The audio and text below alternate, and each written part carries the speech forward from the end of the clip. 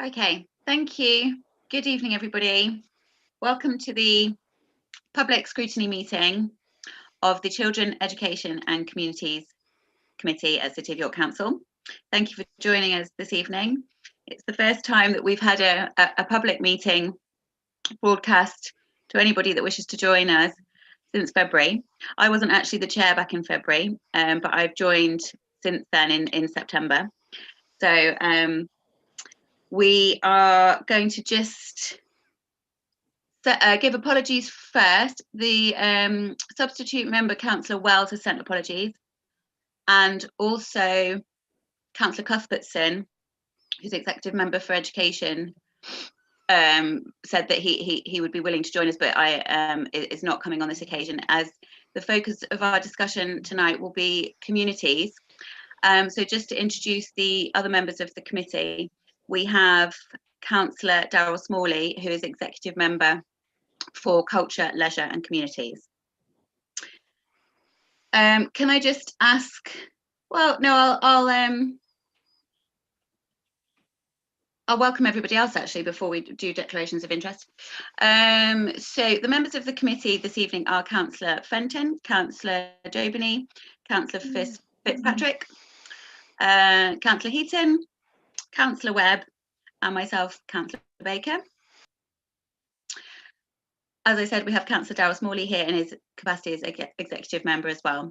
And I'll introduce our guests this evening in due course. So just as a standing item number one, does any members have any declarations of interest for any item on the agenda this evening, please? Please wave at me. Okay, Councillor Webb? Sorry, I don't have a declaration of interest. However, I just want some clarification. I'm not sure why Councillor Wells was named, because she's not a well, as you can see, the Labour members are here. We weren't expecting her, but I believe Councillor Barker isn't here. I don't know if we've had apologies from him or not. Okay, yes, sorry, thanks for reminding me. Councillor Barker is on his way and will join us at a point when he can get away from work. Sorry, yes. Thank you for pointing that out. So moving on to agenda item number 2, which is approving the minutes of the last public meeting that this committee held. So that was back in February the 26th. So all the members will have had the minutes on their agenda packs. We would like to approve and sign them if possible. Can I ask for any comments or amendments to the minutes? Councillor Webb?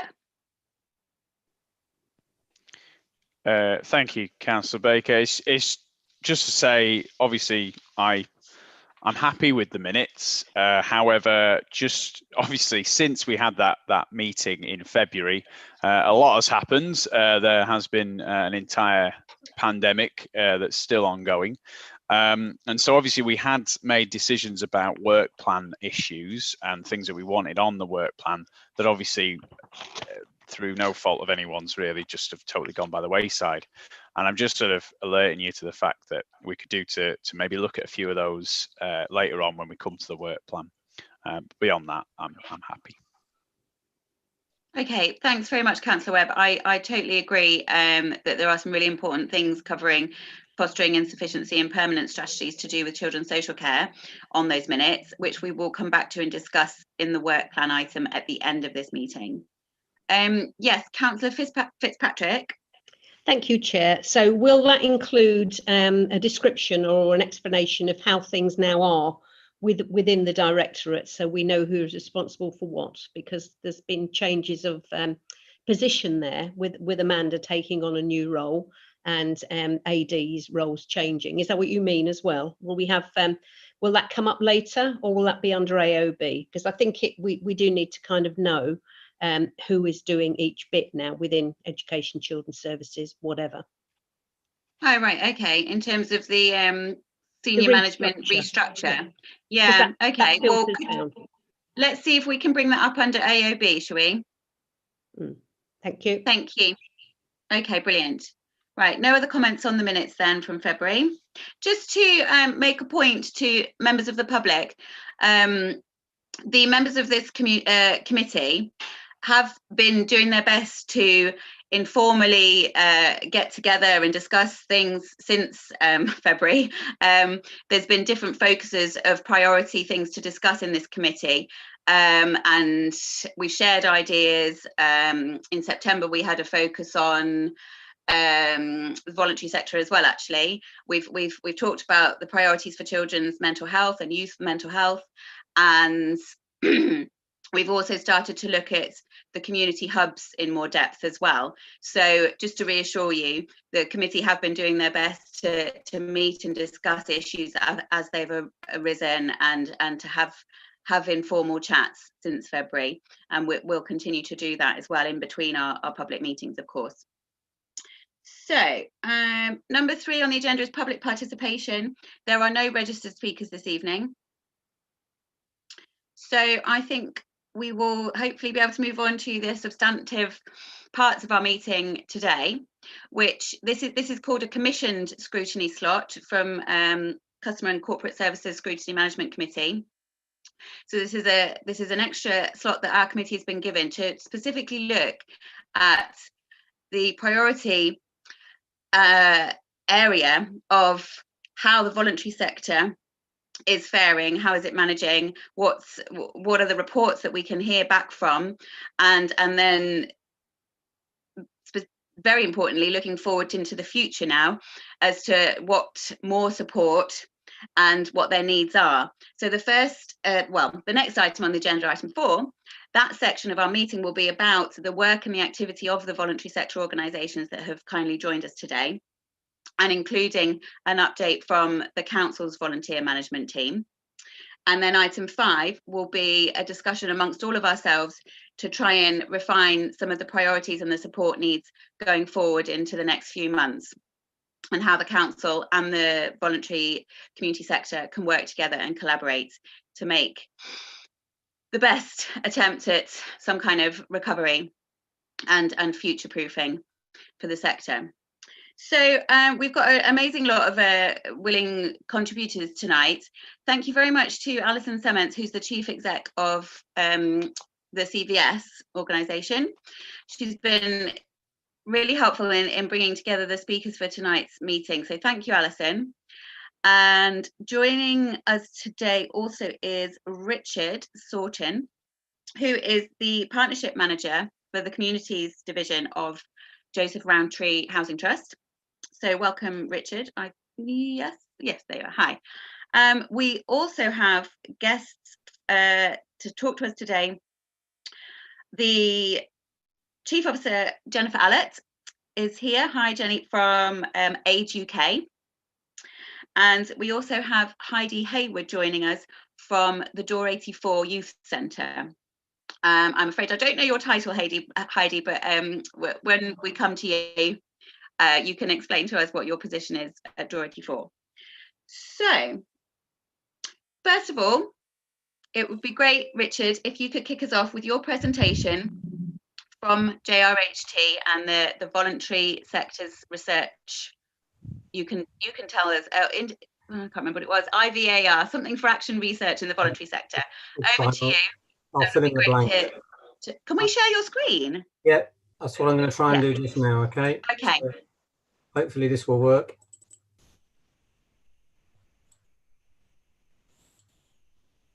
Oops, I've gone back. Can everybody see that? Yes. Yeah, okay.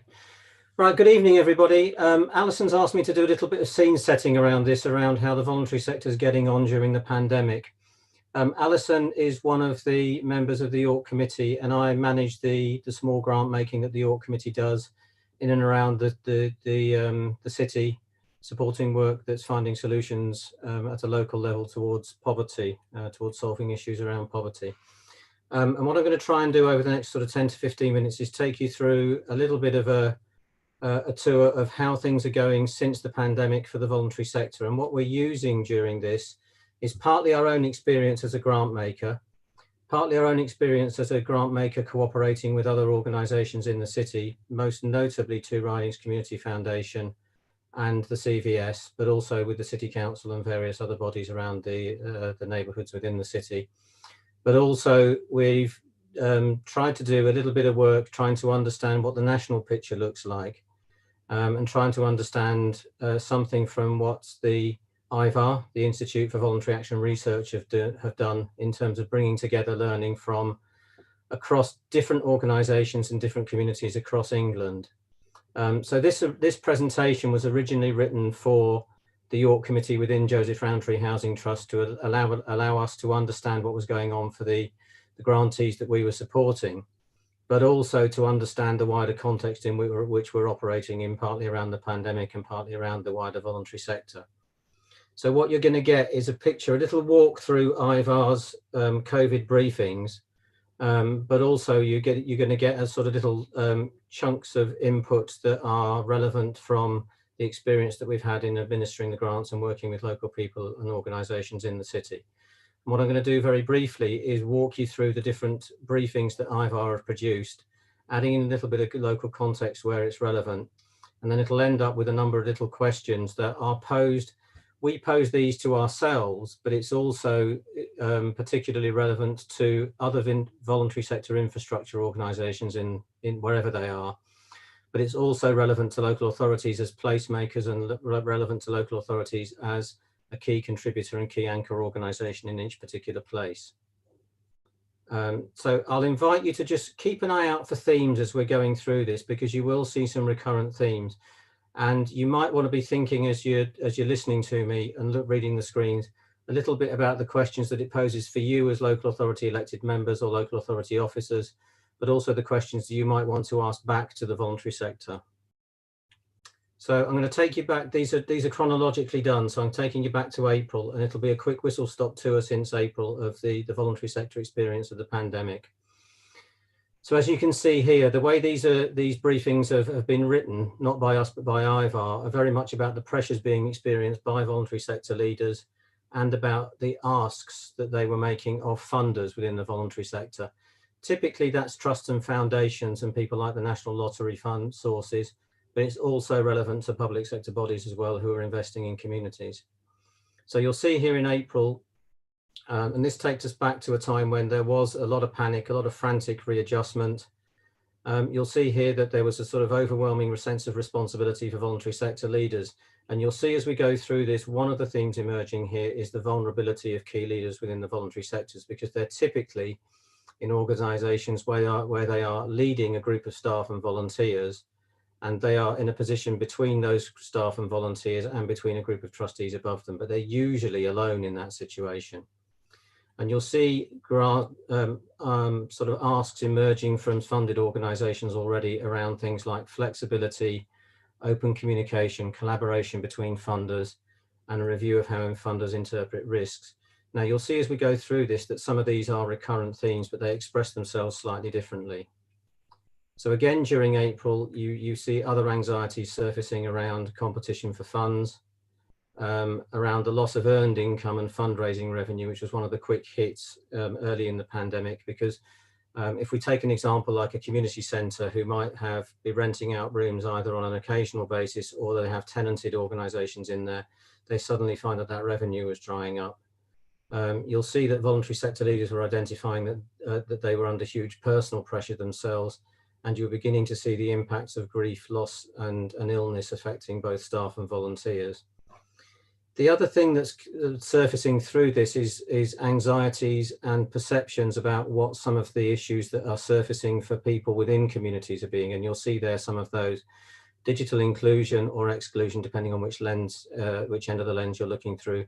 Domestic violence, abuse, mental health are the kinds of things that people were anxious were going to be exaggerated or exacerbated by the pandemic.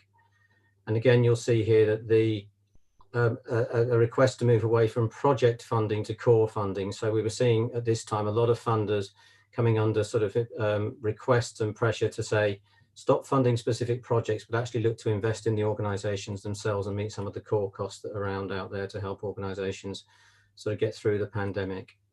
Still in April, you'll see the beginning of trends around lessenings of reserves, around threatening the viability of some organisations within the voluntary sector, or anticipated threatening to viability. You'll also see the beginning of a theme around a desire to plan, but not knowing what to plan for. Now that won't be common to the voluntary sector, that will be common to you in public, in local government as well. And trying to anticipate where we're planning into has been a common theme throughout the pandemic for lots of groups. You'll also see you're getting a phased approach to the request coming out about people trying to anticipate that they wanted to understand how funds were going to be available both now, soon and later. And you'll see that there is a desire for funders and funded to work more closely together to understand how grants and investment might work. And this nice phrase that emerged in one of the briefings around candor and care, the idea that what you wanted was funders who were going to treat you honestly, but treat you with care at this particular time. So we're now moving forward into May, and you'll see the beginnings of the sort of thinking around what was called at that time a fracture between emergency funding and longer term approaches, worries about deep inequalities being exposed by COVID-19, particularly for groups that might be off the radar. So typically, I mean, the old language would have been hard to reach groups, but it might be people from BAME communities, it might be people with disabilities, it might be people from the LGBT community or traveling communities, people who typically aren't on the radar as much as some of the more established groups. And you'll also see this recurrent theme here of voluntary sector leaders feeling lonely and isolated, and burnout becoming to be a concern around staff and volunteers.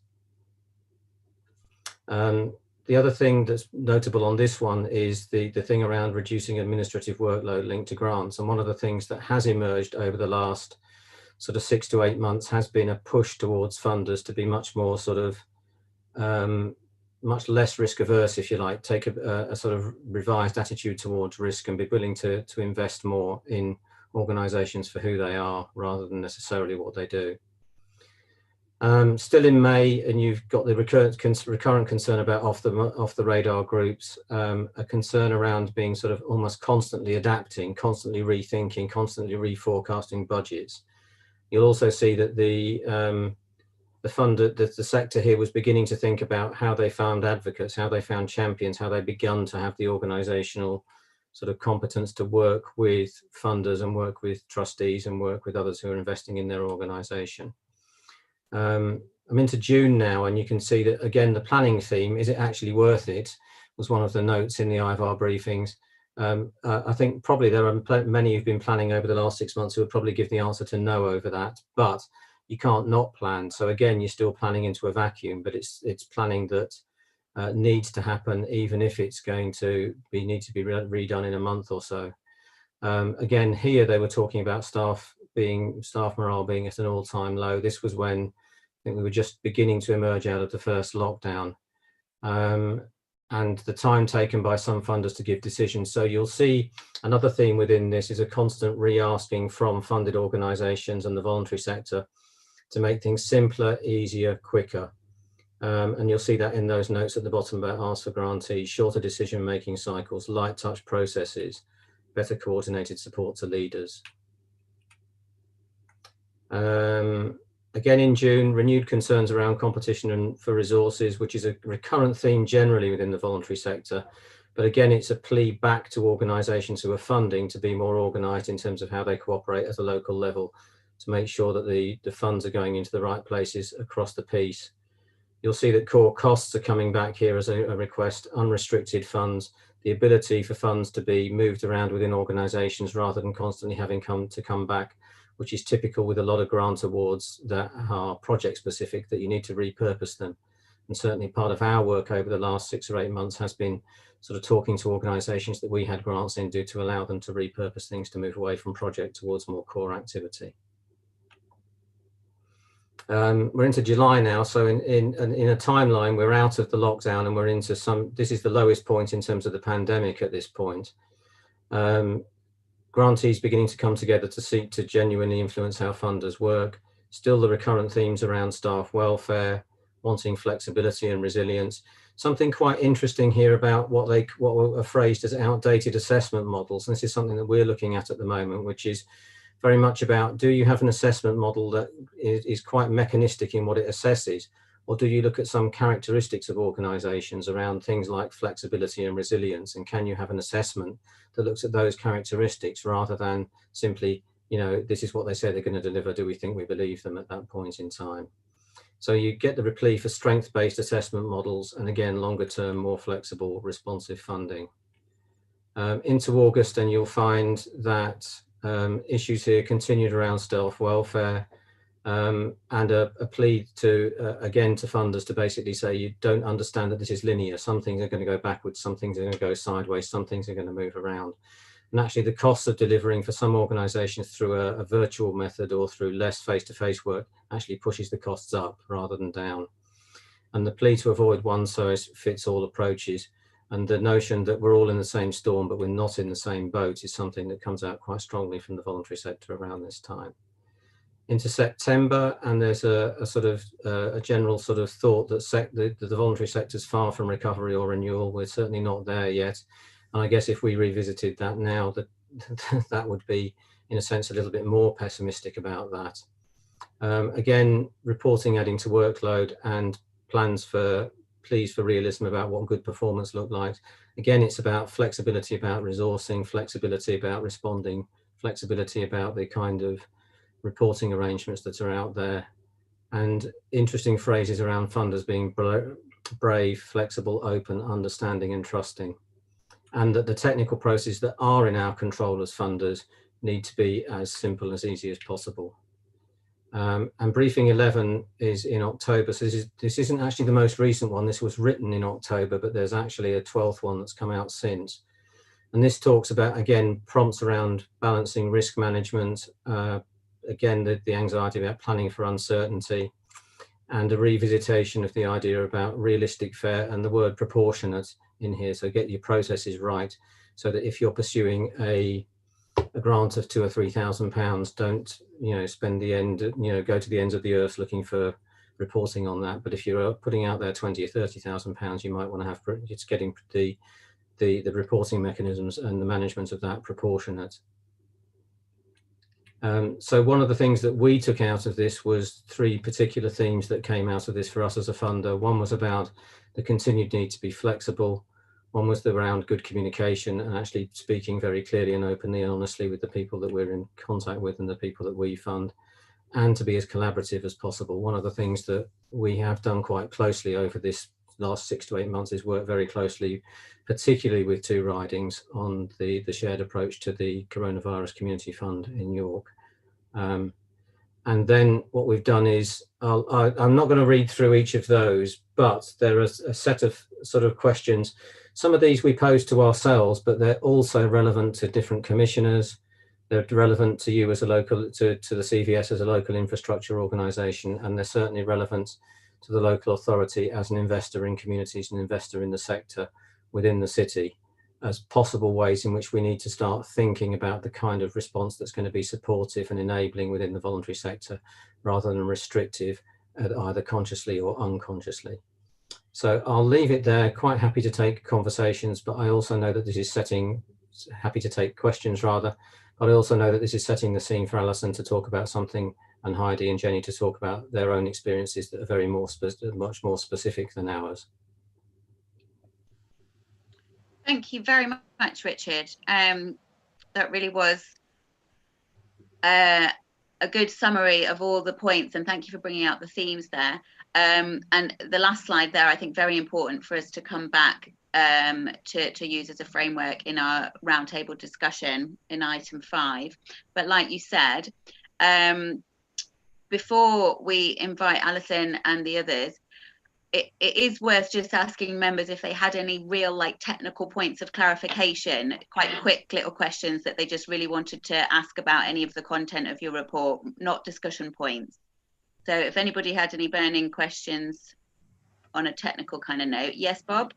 It's literally, could we get a copy of the slides after the meeting? Cheers. Yeah, that's absolutely fine. We can send them round. Okay, wonderful. So like I said, we'll discuss the wider themes after the other contributors have done their presentations. Should we invite Alison to go next? Yeah, thank you. So I hope you found Richard's presentation useful. When I first heard it, I had to switch my camera off because it really resonated. That's the journey we've been on in the sector, and it's been hard. I know it's been hard in all sectors, but for us, what I'm going to talk about is it's really against that backdrop, and we're pretty much still in it. So I'm going to talk quite a bit actually. So if you want to shut me up, you'd have to shout because I can't see you. But this is my opportunity to tell you what we've been doing. So I'm going to tell you a bit about what we did at York CVS, what we did during COVID and what we're doing now, and then I'll talk about the wider system and the results from our latest impact survey. So like other charities who rely on trading, we've been hit quite hard financially due to COVID because we can't use our conference rooms. So at the beginning of this, we did a budget and we were looking at a deficit of about 200,000 by the end of March. So we did a restructure quite quickly. We changed the way we do things. We put a lottery bid in, and now our losses are looking more like 100,000 by the end of the financial year. So half of what it could have been, still not great, and we will use a significant level of reserves, but we'll still be here by the end of March. So just a word about the funding from the big lottery. So we received 100,000. Some of that was for the volunteer centre for 6 months until March. Some of it is to refurbish the nursery to offer hot desking space for free to members until March. And another 40,000 is to offer our conference rooms for free to members so they can meet people in a safe space and don't have to worry about keeping it all clean. So that's an offer to our members, which is going down really well. So during COVID, we supported the sector as you'd expect, and I'll talk about that later. But I'll just talk about the response that we made directly to COVID as an organisation. So we came together as a whole organisation. So that included Health Watch, social prescribing, dementia. We all worked together. And at the heart of our response was our social prescribing project. So through social prescribing, we had great links with GPs. So we were already embedded with them. So that meant we had trust and a relationship with the GPs. So they gave us lists of thousands, I think 3,000 or 4,000 patients that they had concerns about. So we called them. We set up a hotline. So if you rang the GP surgery, one of the options was to come through to social prescribing. So if you didn't need medical help, but perhaps some social type support, you came through to us. And interesting to note that we supported 1,800 people through this, and only 8% of the people that came to us did need medical advice. So we'd kept about 1,600 people away from the GPs, which I think is quite phenomenal. This was in the 3-month period, just so you're aware. So we identified through these lists and the calls that people needed ongoing support. So we got a small group of volunteers together and made welfare calls to 900 people during the period. And in addition, we were asked by the CCG to run the COVID monitoring hub, where we called people who had COVID or symptoms of COVID over a number of days to check that they were stable and hadn't deteriorated and fallen through the net. So that was our response directly to the public. To the sector, we provided lots and lots of updates to members, regular weekly information bulletins. We continue to run our forums on issues such as funding, volunteering, collaborative working, and training such as telephone befriending from safeguarding angles. So issues that basically were relevant during the lockdown period, we did training on that. We were able to offer free HR support to members. So through our HR consultant, we had some funding from 2 ridings to do that. That went down very well. And we supported charities with funding and a whole range of other challenges, which I'll talk about later. So we did an impact survey, which you will have heard about. We did that in April, May time. And it was really gloomy news, showing that about 2 out of 3 charities didn't think they'd be financially sustainable beyond 12 months. And we've redone that survey, which we'll talk about shortly. We ran a fundraising campaign. So one of our members asked me, Alison, would you just do a campaign for the smaller charities to help us raise some funds because we don't have the capacity to do it ourselves? So I agreed, not realising quite how much work it was. But I asked David Careford at the High Sheriff if he'd head up the campaign, and he agreed. So we worked with 2 ridings, Community Foundation and some other charity CEOs, and ran a campaign and raised over £50,000, which we gave out to 11 groups who were facing closure. So at least we managed to keep 11 groups afloat. So what are we doing now? So as regards COVID response, the helpline's back in place with the GPs. We're still doing the monitoring hub, that's up and running. We've reinstated our welfare volunteers. And excitingly, our volunteer centre is now up and running, and it will be launched later this week. So this will help us recruit and deploy volunteers to help them with the COVID response, and also ongoing support for the voluntary sector. So whether that's through regular volunteering or one-off opportunities. We had a meeting in September to prepare for the second lockdown. We had about 50 organisations came together for that. And as a result, we developed a directory to identify which charities are doing what, which I think you've got copies of, including information about all the food bank activities that we have in York, which is really quite phenomenal. We've tried to develop closer links with the NHS responders because, you know, they're here, they're costing quite a lot of money, but I know in York we didn't really use them. So we've tried to develop closer relationships so we can use them more and make the most of them while they're still here, which they will be until March. We've set up a process to help us monitor issues and activities. So any stuff that's coming to our attention that we think you might want to be aware of, we'll be putting out fortnightly bulletins about that. And we're also reaching out to charities to see what they're doing, how they're doing. So what are we seeing? Funding, of course, is the big issue, always an issue. Most charities run on a shoestring anyway, and there isn't much fat to cut out, but people are having to restructure. We've got issues of capacity. So looking at Richard's presentation, charity leaders are often very stretched. They're already busy trying to adapt to the current need, adapt services, apply for emergency funds, reposition staff, recruit volunteers, and plan for the future, which is quite difficult when you haven't got any capacity. So we're putting in some practical support to help with that capacity. So we've had some funding from Richard from the Joseph Voluntary York Committee. We've had just over 8,000 to help us put in practical support. So if groups need HR support or need business planning, we can put in some money to help them bring in some capacity to help with that. That money is nearly gone now, but we've got another 20,000 from the CCG. So that will help us continue to support charities in this very practical way. And so far, we've supported about 40 charities financially in this way. So just to the survey, so we did this survey across the whole of Yorkshire and Humber. Voluntary Action Leeds led on this. And the results, they haven't been issued yet, so it's hot off the press. But we're finding 1 in 5 organisations have less staff now than they had pre-COVID, so 19%. 2 in 5 have had a decrease in volunteers compared to pre-COVID. 2 in 5 have seen an increase in demand for services, or working harder, working additional hours. Again, 2 out of 3 organisations say they may not be sustainable beyond 12 months. So that's the worrying thing. And a third say they won't, 33% say they won't be sustainable within 6 months. 85% of groups have some reserves. 1 in 3 organisations have used their reserves, and 26% say they will be using them by the end of 2020. I couldn't do this without mentioning digital exclusion. 66% of organisations say the people they work with don't have access to digital technology. Half of the people they work with don't have access to Wi-Fi connectivity. So very at the end of it, but I'm just going to talk about what I hope or think CYC could do to help the sector. So one of the things is to identify strategically important charities in York and support them from possibly going under, perhaps underwrite their reserves. I mean, I have real concerns about the going concern test for lots of charities at the end of the financial year. It's quite a tough one to get through at the best of times, but when people are using reserves, it's going to be quite tricky.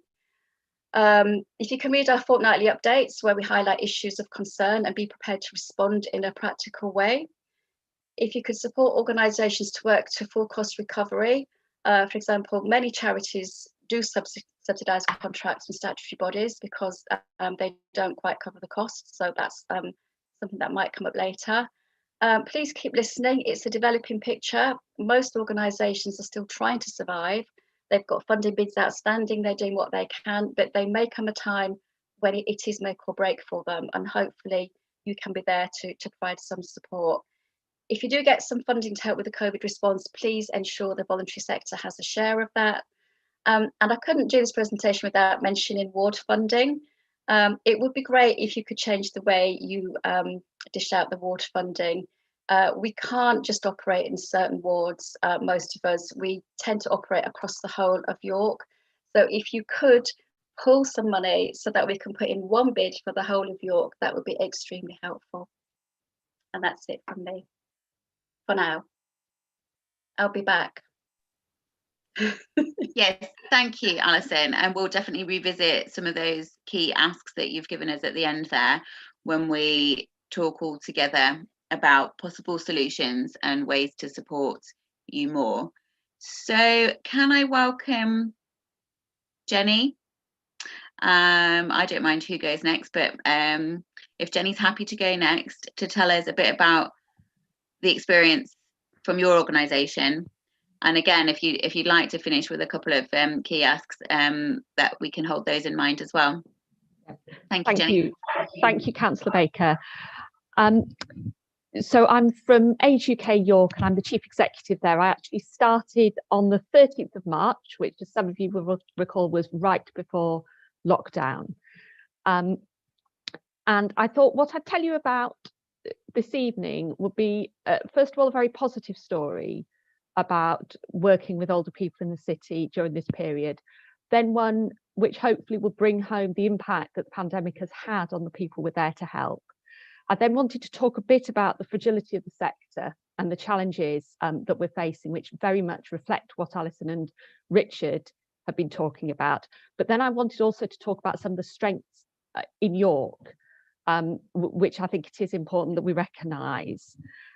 So starting off with a positive story, we run a home from hospital service and we have helped record numbers of people, as you might imagine, and we have forged a partnership with the City Council, with the hospital, with the social work teams, which is just amazing, and we feel that we've worked so well jointly across sectors to benefit the people who we've transported home. As I speak, we've transported over 600 people home from hospital since the pandemic started. We've supported, it's about 150 and rising. We've supported people for the 6 weeks after their discharge so that they're not readmitted to hospital. But during the first few weeks of lockdown, we worked very closely with the council and took on new volunteers to this service. And that was amazing, and it has allowed us to support people in a way in which we've not been able to before. And I think that one of the things we're most proud of as an organisation in the past year is that we had a number of people who were receiving palliative chemotherapy and Leeds, and they probably would have had to be admitted to hospital, not being able to see anybody, not being in their own homes and able to eat the food they liked and talk to their family on the phone. We were able to drive them over every day and basically support them during what they knew and we knew was the sort of final stage in their lives, and that was really important. It's what we're all about, and we're really proud of that work and so pleased that we were able to do that for people at that time. And that was very much in partnership with the council, the CCG who fund us, Age UK nationally who fund us, and the volunteers who signed up overnight to reinforce that service. Moving on to my more negative story, I think it's really important just to understand the depth of the challenges we're facing in terms of helping older people. And we have a number of people who we're helping where we're aware they've not had a conversation in 9 months.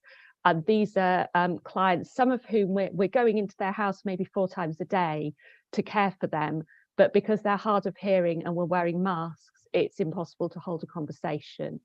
And so the levels of isolation that we're seeing are really upsetting. And the way in which we're delivering a lot of our service, our operations, it's very, very restricted.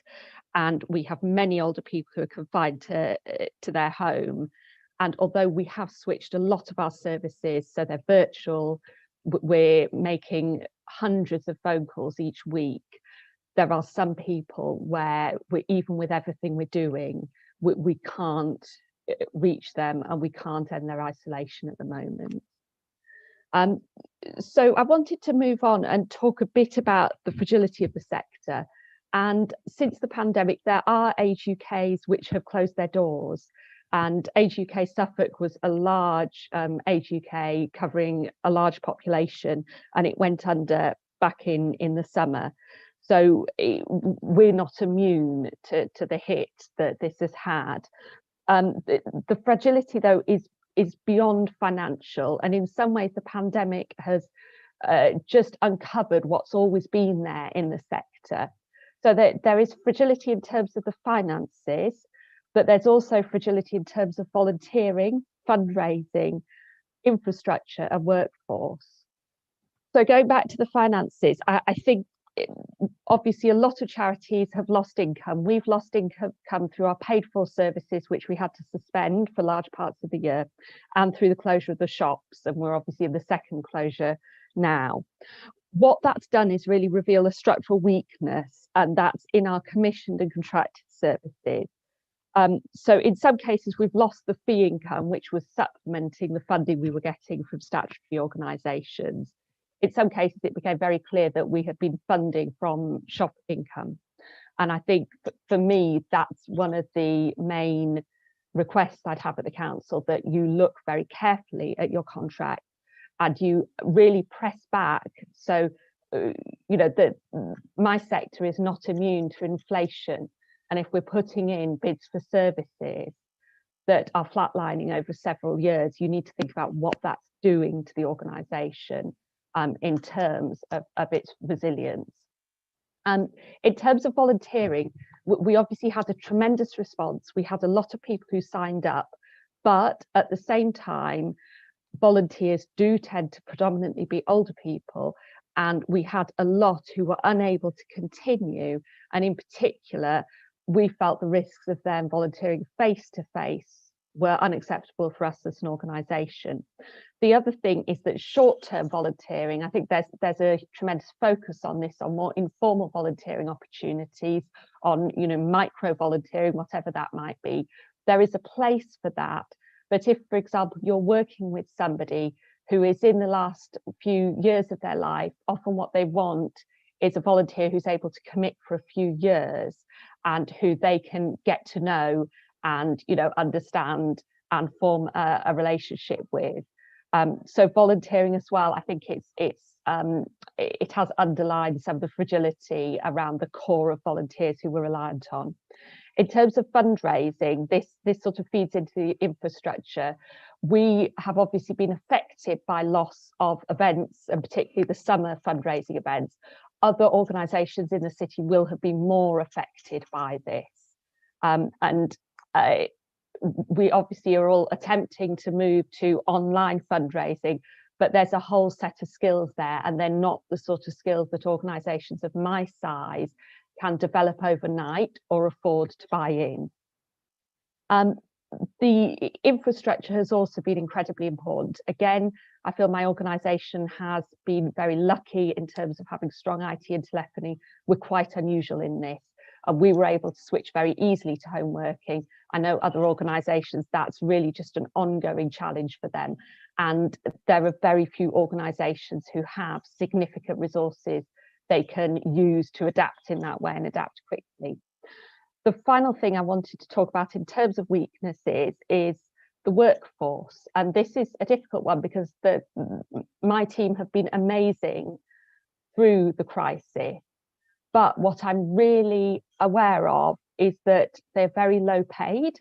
And in the case of a lot of my staff, they are doing caring roles, which continue to be really low status. And a lot of the sector is reliant on some really amazing people working for very low wages and essentially their goodwill. So them working additional hours, them working in very difficult circumstances, and them taking a lower wage than they would get in other roles in the private sector. And I think, again, as the pandemic goes on, it becomes harder and harder for me as the leader of the sector to sort of trespass on that goodwill and ask them to carry on really, working through weekends, not taking any leave, going out on a Sunday to check on somebody who's been discharged from hospital. I'm going to move on now to some of the strengths of York, and I think it really is important to recognise this because I have been very grateful when I personally have been going through sort of challenging moments with the organisation, and when the organisation has needed sort of a hand held out to it, the hand has always been there in York. So first of all, we're lucky in having York CVS. It plays a coordinating role, it offers networks, it gives us a strong voice, it also gives personal support. And I'd just like to put it on record that I'm really grateful for that this year. It's been invaluable. There is always support at the end of the phone. The second thing is that the Funder Plus help from the Joseph Rowntree Housing Trust and York CVS, that's the sort of support we need. And Age UK York, we've not secured a huge amount, but what it delivers for us as an organisation is significant.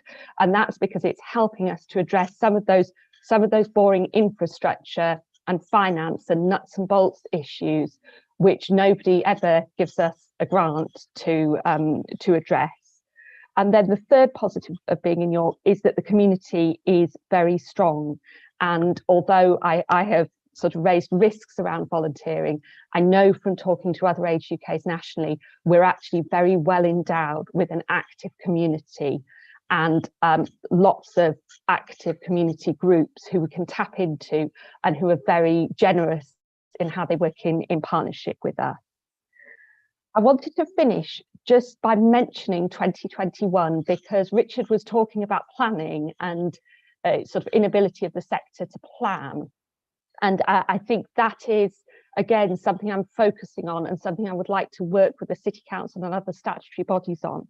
But for me, 2021 is actually our 50th anniversary year as Age UK York. What we're expecting to see is a wave of demand. So we are very much looking forward to immunisations being offered to older people in York, but we're aware that a lot of them are going to need significant support to regain the lives they had prior to the pandemic. And we're here to help people to do that and to provide what projects and services we can to them. But we are just aware that that will be unimaginable demand for us and will require, I think, a similar emergency response to the one we've had to put together in the pandemic.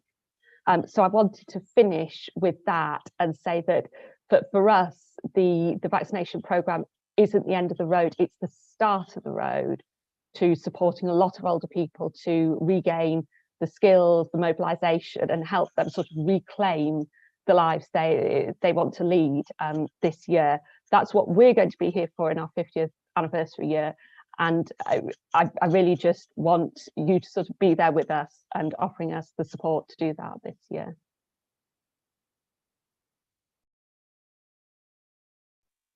Thank you very much, Jenny. That was really, really interesting. And again, shall I just, oh no, we'll speak to Heidi first before asking for any technical questions on the things that you've told us about. It's quite difficult hearing some of that. So thanks very much for filling us in on your experience and some of the realities of the lives of people that you know and support and care about.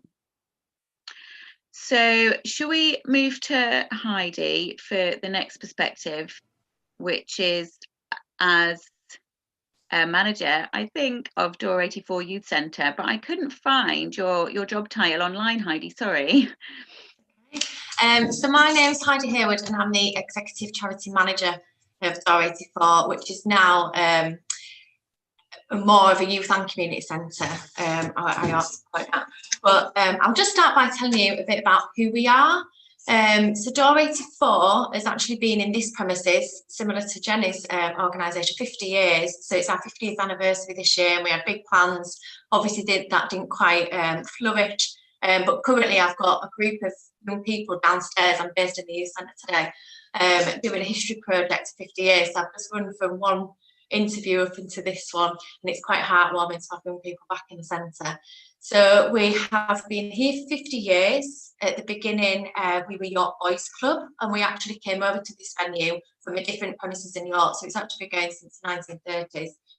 So we've been in this premises at York Boys Club, and then we went on to be Young Groves, and then more in recent years, the last 10 years, it's been Door 84. Again, in the interview that I've just done with young people, they asked how long I'd been here. And I was like, 10 years, 10 years today, actually. So yeah, I've seen the organisation in the last 10 years. My contract actually started on the 1st of December, and it has evolved dramatically over them years. So we opened our doors and was originally a youth centre, pool table, cooking, you kind of name it, as you would imagine you walk through the door to a youth centre. We soon started to respond much deeper to the needs of our children and young people and our families and community members, I suppose. And we soon evolved to be more of a space for a community hub, really. And we originally started with 8 to 17-year-olds, and we soon evolved to have an adults group, community sparks, adults with disabilities, and it was an inclusive craft group that met once a week. We also then responded, we had some of our young people that were turning 18, so in official terms they were due to leave our services.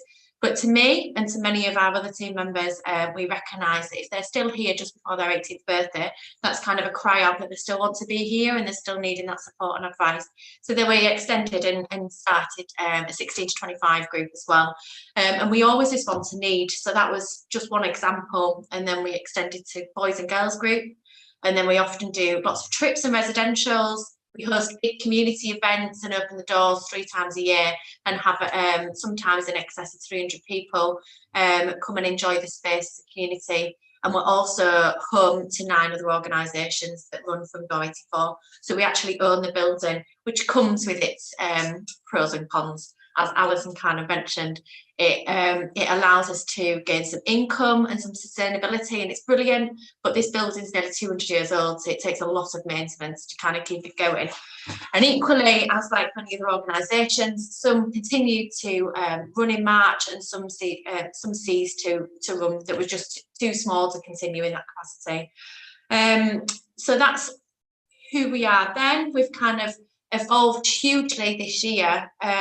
In March, thankful for CVS, had a conversation, an event to Alison just going, wow, what do we do? What's everybody else doing? And just kind of got some support there, I think personally as well as professionally, because it was just massive response. So we responded hugely by really knowing our participants, and I could not have been prouder of our team, of the staff, the volunteers, the trustees. We all just kind of went, right, what we're going to do.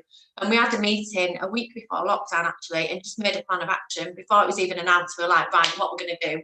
And we immediately sent out an envelope of information, some activities to our children and people, our community members, and just give them an information sheet of like how to contact us, and that we would be in contact, and this wasn't the end, but we have to close our doors. And from then, we just quickly responded to get everybody linked up with a welfare call. So we put a youth or a community support worker in touch with our children and people and community members, and made sure that they were getting a weekly call just to kind of check in and go, how are you? What's been good in your week? What's been a bit rubbish? Is there anything we can work on? Do you want to vent anything? And if you imagine, some of our young people were just about to start their GCSEs, so this was huge. All of a sudden, their world had just been sent upside down, and they didn't know if they were going to do the GCSEs or return to school, ever have a last day, what they were going to do next year.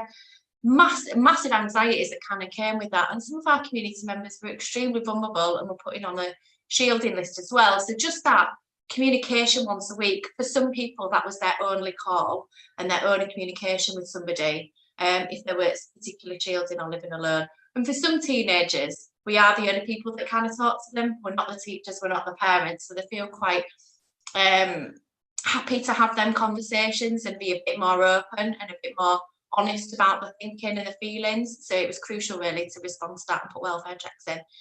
Also, hugely important to me and to the team to make sure that we were putting welfare checks in for each other, myself included, as well as the team, because it was just hugely overwhelming, and making sure that everybody was just okay, just to make sure that we're checking in with each other. Because obviously we were a very tight-knit team, and then all of a sudden we weren't seeing each other, and obviously we were taking on quite a lot of burden of these weekly calls for welfare.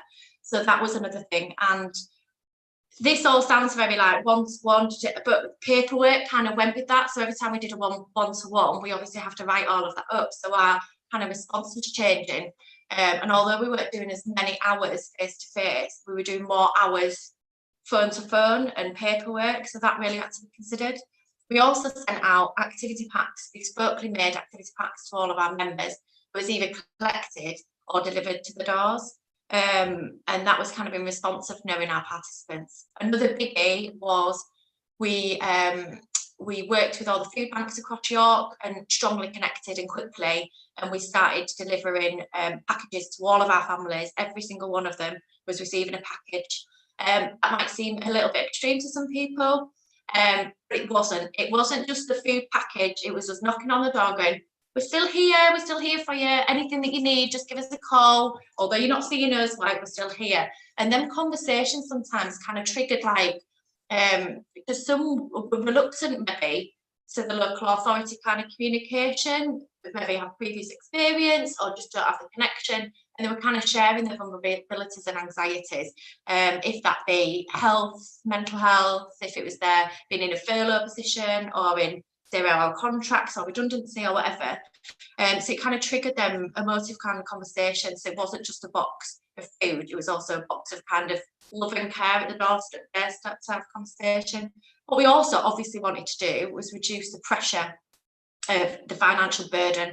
A lot of our family members were on 0-hour contracts, or so they were furloughed, and they weren't furloughed on 100%, it was a reduced income, and then all of a sudden had all of their children at home and all that pressure that kind of came with that. So we did the boxes for some time, and then we also adapted to a community stall as well.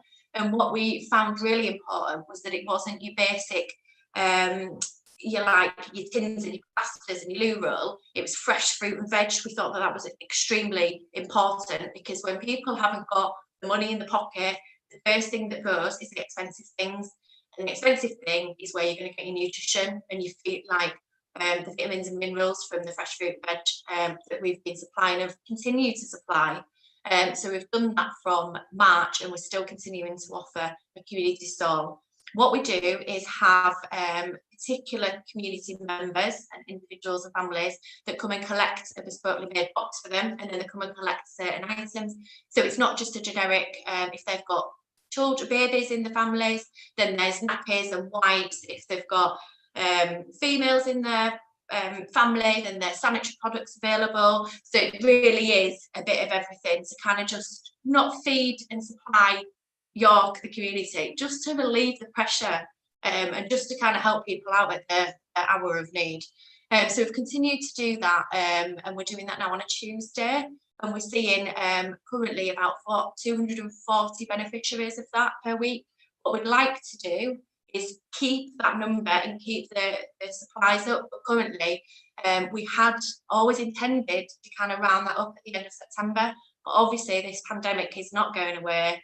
The virus is not going away, and furlough returned and lockdown returned. So what we've tried to do is continue it at some capacity, but we're at a little bit of a scrambling position. So we're desperate to just keep that response funding up for that community stall and the welfare calls as well. What we've done is also up the welfare check-ins, but now we do one-to-ones on offer as well outside. And I think that's hugely important to some people. This is brilliant. I'm really impressed that 18 people are all here on Zoom, but there's nothing like seeing somebody face to face. And if that has to be distanced, that's fine, but it really does make a difference to some of our members. And it's still potentially the only person that they see within their week. And they just get to kind of vent and make a plan of action for the week. So that's how we kind of adapted. And funding wise, we just worked really hard, worked above and beyond all the hours of contracted or whatever. It kind of all went out the window, and we just worked. We grafted to make sure that we could respond in every way that we needed to respond back in March, April, May time. And we've continued to graft. And yeah, we're okay at the moment, but we have seen a decrease in our income. We've got a decrease in the use of the building, which usually in usual terms would be a big core of our sustainability, and we'd be pretty sure that we would have a certain capacity within the building. But we've actually got quite a poor charity due to leave us in March next year, so we need to fill that space and also fill the gap of the income that's going to be lost. Obviously fundraising, we host big events throughout the year and attend events as well. So we've seen a massive hit in all of our fundraising. Again, we have grafted, we've done virtual raffles, we're doing one and launching one on the 15th of December. We've done sponsored, I did like 80-foot, like running and cycling and you name it, we've tried it, but it is virtual and we're literally making it up as we go on. So similar to how Jenny said, some training to kind of respond to that change would be really helpful.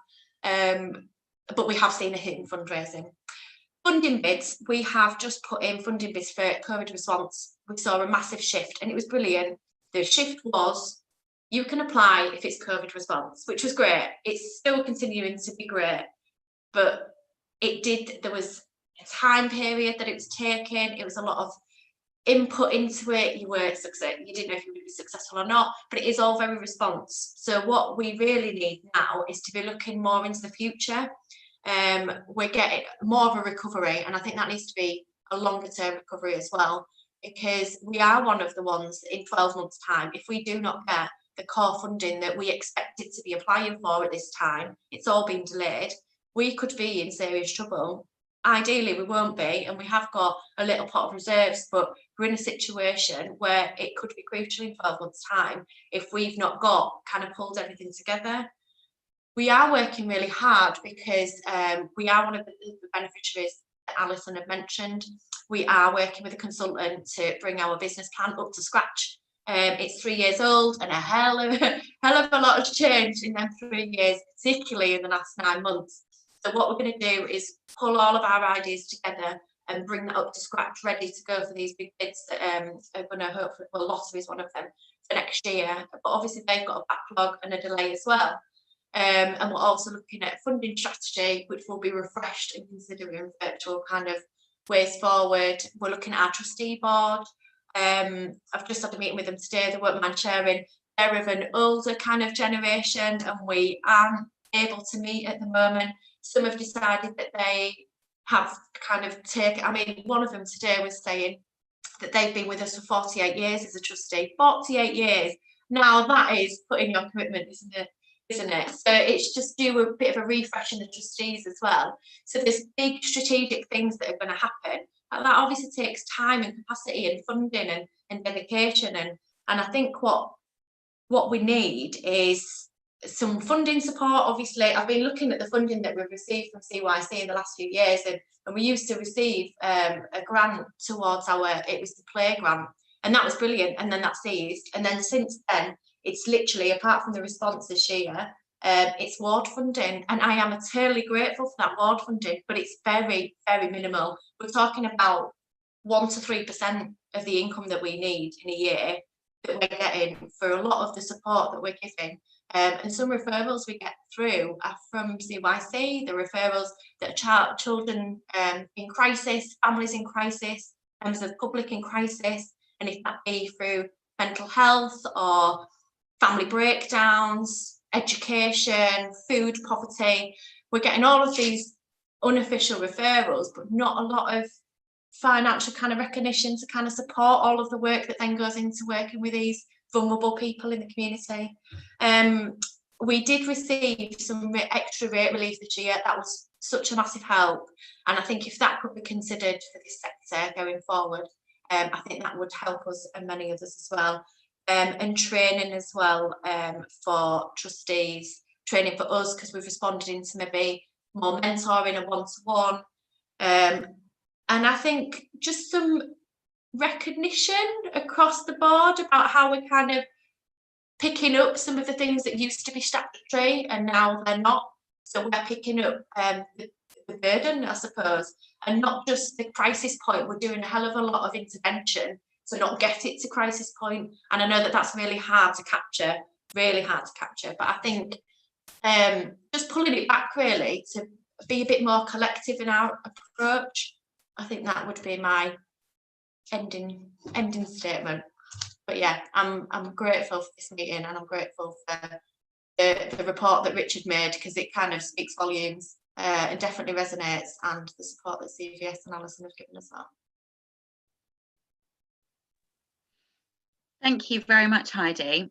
Really, really great to hear from you, and especially about how, you know, it's not a one-stop shop just for the youth anymore. It's not a youth centre in its traditional sense, and it's really lovely to hear how a community hub setting is developing with what you're doing, and obviously that will hopefully be some shared learning between lots of other organisations who are trying to do so many different things for different people in the community. And so part of this meeting was to talk about, you know, hearing about what people are up to, and to inform the members of the public what different services are out there still to help. So I will ask whether, just before we hear from the council's volunteer management team, I will just ask members if they have any clarification or technical questions of Alison's report and the work that Jenny's done, or indeed from Heidi. Were there any burning questions of a clarification that you wanted to ask anyone? There's Councillor Fitzpatrick, I think. Yes, thank you. Just a few points really before we move on, if you like, Chair, on that. I just want to say to Alison, I mean, well, all of the speakers have been brilliant, but certainly Alison, who I've heard this before from the Human Rights Board angle, but really the work there and the report is absolutely fabulous. And the work you're doing in pulling everything else together is great. And I think that the statement in your conclusion, York is a city where relative affluence of the majority of its population masks the challenges for the others who are less fortunate. So, I mean, that sort of highlights the whole thing, really. So, again, I just want to just briefly say that on all of it, I think the age of volunteers is an issue as well, with youth unemployment, which we're going to be looking at another time, and population not being out there as much as possible to volunteer. It's really difficult times. And Heidi, of course, I know Heidi quite well because she's in the Groves in our ward. So the work there, the community work there is excellent.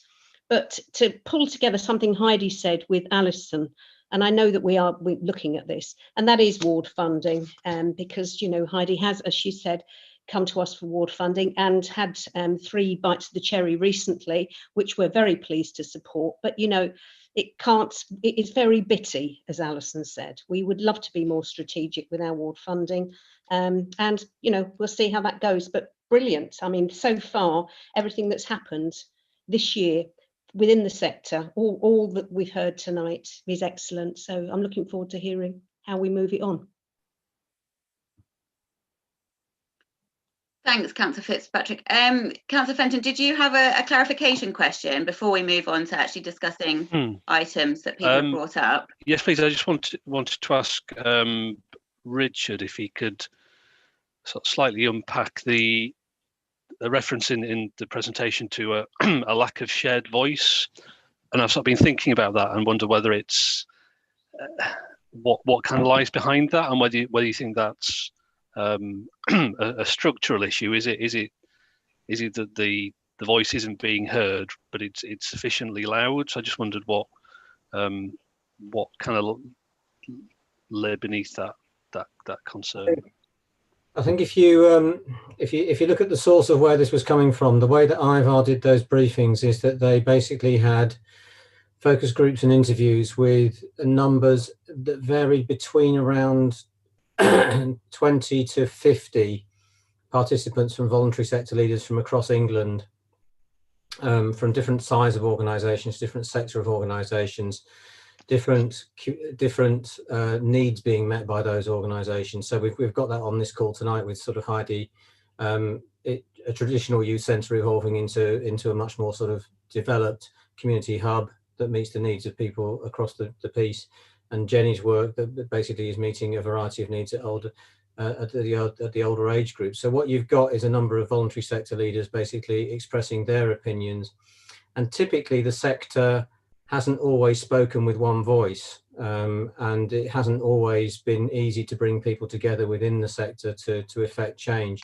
But I think what this reflected at a national level was a plea almost from individual organisations out to those who traditionally represent the sector, people like NCVO and ACEVO and various others, to basically draw together the collective experiences and put those voices at a sort of policy level through to a national funders and national policy makers. I would guess it doesn't necessarily, I mean, when that was written, it was written from the IVAR stuff. It wouldn't necessarily reflect the situation in York. And I think the situation in York, one of the things that I think has been sort of quite marked in recent times and during the pandemic is there's been a very, very strong willingness to bring people together, to try and think about where the shared perspective that needs to be sort of voiced on behalf of all of us within the sector through and across to either different sectors or to the public sector. So I'm not sure that it would necessarily reflect the pitch situation in York. And I don't know whether Alison would have a view on whether what she would say about this, you know, but I would see the sector here in York as actually being relatively strong, relatively coherent, relatively cohesive. I mean, Jenny's highlighted that as well. That said, you'll have picked up through those echoes within the work that IVAR did, and it would be true at a York level as well, this risk around that being with the, in a sense, those who have a voice at the moment and those who are in a position to speak, whereas actually there is this continued fear about groups that don't necessarily have an advocate for their voice to be heard, that we need to have an inclusive approach that brings people together from across different sectors and different experiences and different communities of interest and identity, as well as just the geographic communities. Sorry, that was a bit of a ramble, I'm afraid. Thank you, Richard. Now, we do need to bring in, like you said, the voice of the public sector as well. So, Councillor Webb, did you have quite a quick clarification question about anything that we've just heard? It is, or is it something that we can bring into the next discussion part of the meeting? Yeah, it's fine. I'll hold it for now. Thank you. Okay, so just to make people aware, in item 4 on the agenda, we of course introduced the speakers that we've just heard from, but what we didn't manage to actually say was also the volunteer management team at the City of York Council provided its own report as to how it has managed an influx of volunteers over the past few months. And we have both Charlie Croft, the corporate director and assistant corporate director, and also Carl Wayne, who wrote a supplementary report that you should have all seen from the council, who I'd like to just invite to say a little bit about their reports, and then we can do the same and ask any questions and bring in their perspective from how they've been another key organisation in providing not just volunteers but services throughout the recent pandemic. So it is my understanding that Carl is there and able to say a bit about the report, and we can ask a few questions about that. Is that okay, Carl? That's absolutely fine. Yes, thank you very much. Yes, I've been asked to be brief on this, and as I say, that you've seen the report beforehand, so I'll just give you a very quick overview. We were asked to set up a COVID response from a volunteering perspective and set up a registration page on the council webpage, and we were overwhelmed with the quantity of people that came forward, particularly in March, with over 4,000 people coming forward. It did, obviously we had to balance volunteering allocation against the risks of volunteering in the community and focus it specifically on essential volunteering opportunities. But having a wealth of experience from the citizens of York helped us to be able to be very responsive to the requests that came through. And over the between March and present day, we've had over 1,000 allocation of volunteers to a variety of different groups and responses. Interestingly, I think that I would agree with the comments that are made that quite often volunteers are in the older community, but there was, as part of the COVID volunteering requirements, there was a restriction initially in terms of anybody that was 70 plus, in terms of only being able to volunteer from home, for example, a wellbeing telephone call. And because a lot of volunteers came forward that were furloughed, we probably had an opposite effect. So you'll see that about 81% of volunteers were 18 to 64 in terms of providing a COVID response. So we provided a number of different approaches to volunteering. From a large proportion of them were allocated to the community hubs, which kind of sat alongside the volunteering management team. But we also allocated quite a number of volunteers to external groups and organisations. And you can see from the infographic there in terms of the distribution in terms of the types of tasks that were requested.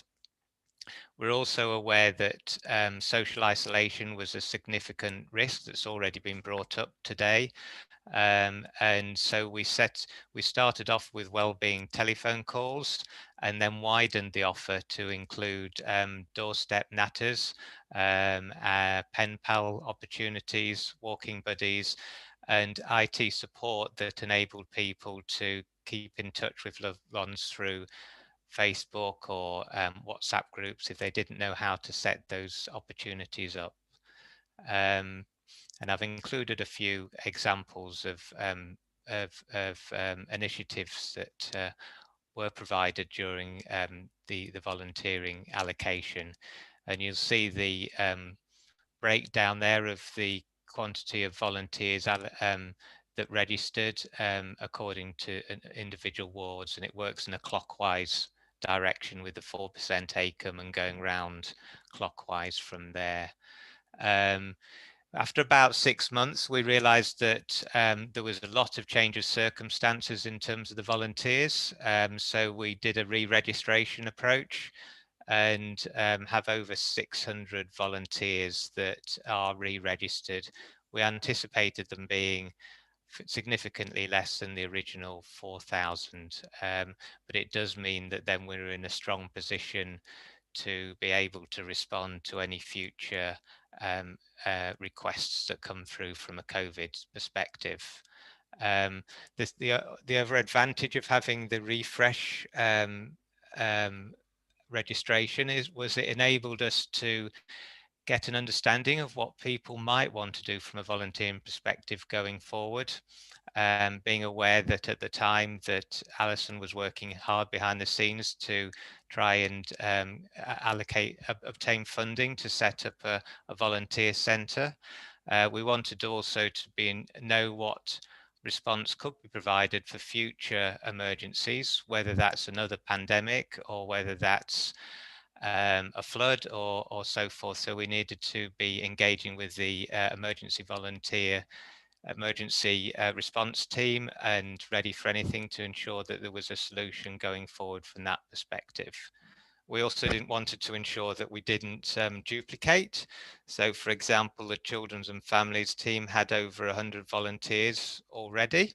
And so where re-registered volunteers identified that they want to volunteer with families and children's, with permission from them, we allocated those across to boost the offer that we've got from a children's volunteering perspective.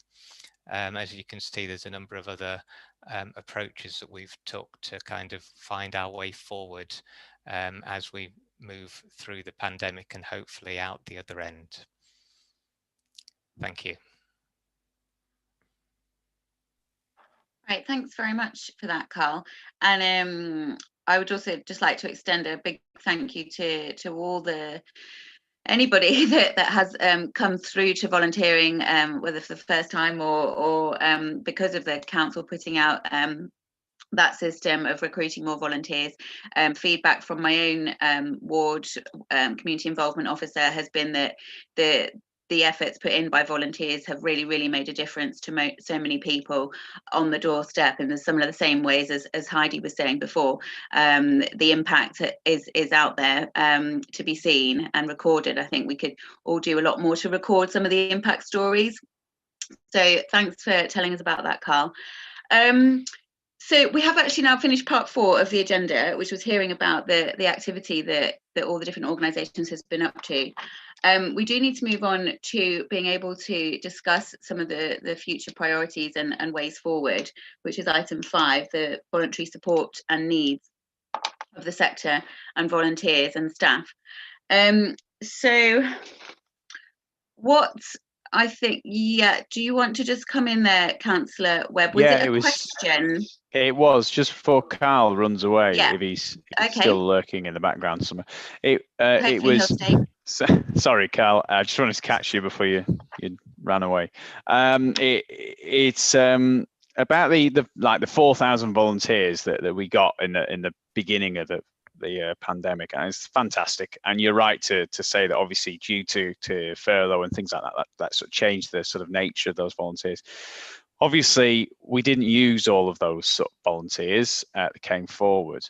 And I suppose for me, it's sort of what lessons have been learned there really about how we can quickly deploy people, quickly allocate people, what sort of things were there. And the reason I bring that up now, Chair, is obviously I think that could feed then into what do we do going forward. So yes, and I suppose the last thing, Carl, is having a more diverse group of people volunteering is great. And I suppose in that sort of 18 to 64 category have you had any sort of conversations, any information about what kind of things people in that age bracket were willing to carry on doing again, so again, sort of thinking forward, where do we go next? So yeah, anything on that would be helpful. Yes. Yes, in terms of the 4,000,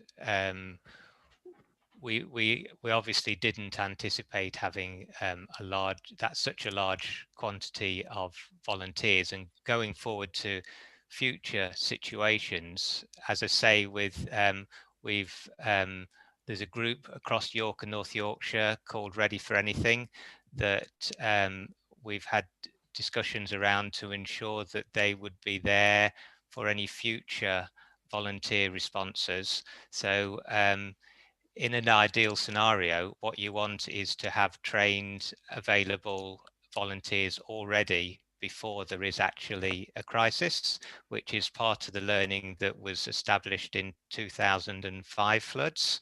And Alison and York CVS at the time did set up Ready for Anything, and that the funding for that came to an end.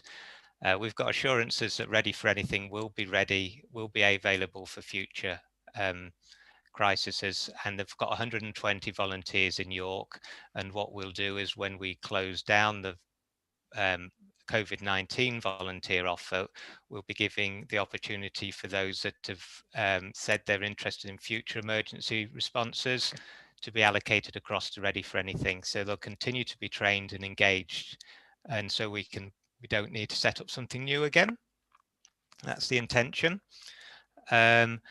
And in terms of the demographics and the levels of interest, yes, we very much asked a range of different questions in terms of what level of interest that they may have, whether it's gardening or crafts or music, or a variety of different ways in which they can engage. So it enables us to be able to provide a range of different offers. The other thing that we did is that we realized, because a lot of volunteers were furloughed, we also gave them the opportunity, if, for example, they weren't in a position to volunteer in their own personal time, but would like to volunteer through their employer. We're linked in with York Cares in terms of the opportunity to allocate them across to them. Right, thank you very much, Carl. That's clear. So, right, there is so much to go on. I think I would ask you, Richard, it would be really helpful for me, and hopefully for other members, moving on to thinking about how we can make some action points and agree some priorities and ways forward from having everybody on this call here today. Richard, would you be able to just share the very last slide of your presentation again? Because I think it's a really useful framework just to perhaps start a discussion around the key, well, the very large and differing elements of what we need to tackle. So it was at the very end, and I think, you know, these questions are really, really useful. And if we look at, yes, the processes, but to begin with, you know, the targeting it comes down to that for me is what are the real priorities, the sort of urgent priorities there, and I think it was something Alison mentioned, are there key organisations whose survival it is crucial to support going forward? That's for me a really important question. And then of course the third section, all about support and collaboration. How can we improve our collaborative working between the City of York Council and third sector organisations and funders? So I find those sections really useful to look back at, and hopefully members can perhaps also frame some of their questions using that. So as well as looking at that, I'll just kick off by saying I think what we need to do, ideally, and having a discussion in the next half an hour, is come up with something about how do we collaborate in terms of managing volunteers, because the thousands of volunteers that we have, that's a separate area of need to the actual infrastructure and strategic issues facing the individual organizations themselves. So perhaps we can, unless anybody has any objections, let me go back to, I don't mind if you keep sharing your screen, that's fine by me. Should we perhaps think firstly about how the two different volunteer management organisations, primarily the council and CVS, can work together through the new volunteer centre? I'd love to hear more about the launch of that, Alison, and how we can work together to not duplicate some of the services and to perhaps have that one single point of registration for volunteers. I don't know whether that's something that is possible. I'm really sorry, but I can't actually now see because I've switched to speaker view. Oh no, hang on. Right, I can see people a bit better now. Could I ask Carl and Alison, just before I bring you in, Councillor Fenton, on terms of that duplication, is there the possibility that going forward there could be a single point of registration for volunteers across the city? Does anyone have any thoughts on that?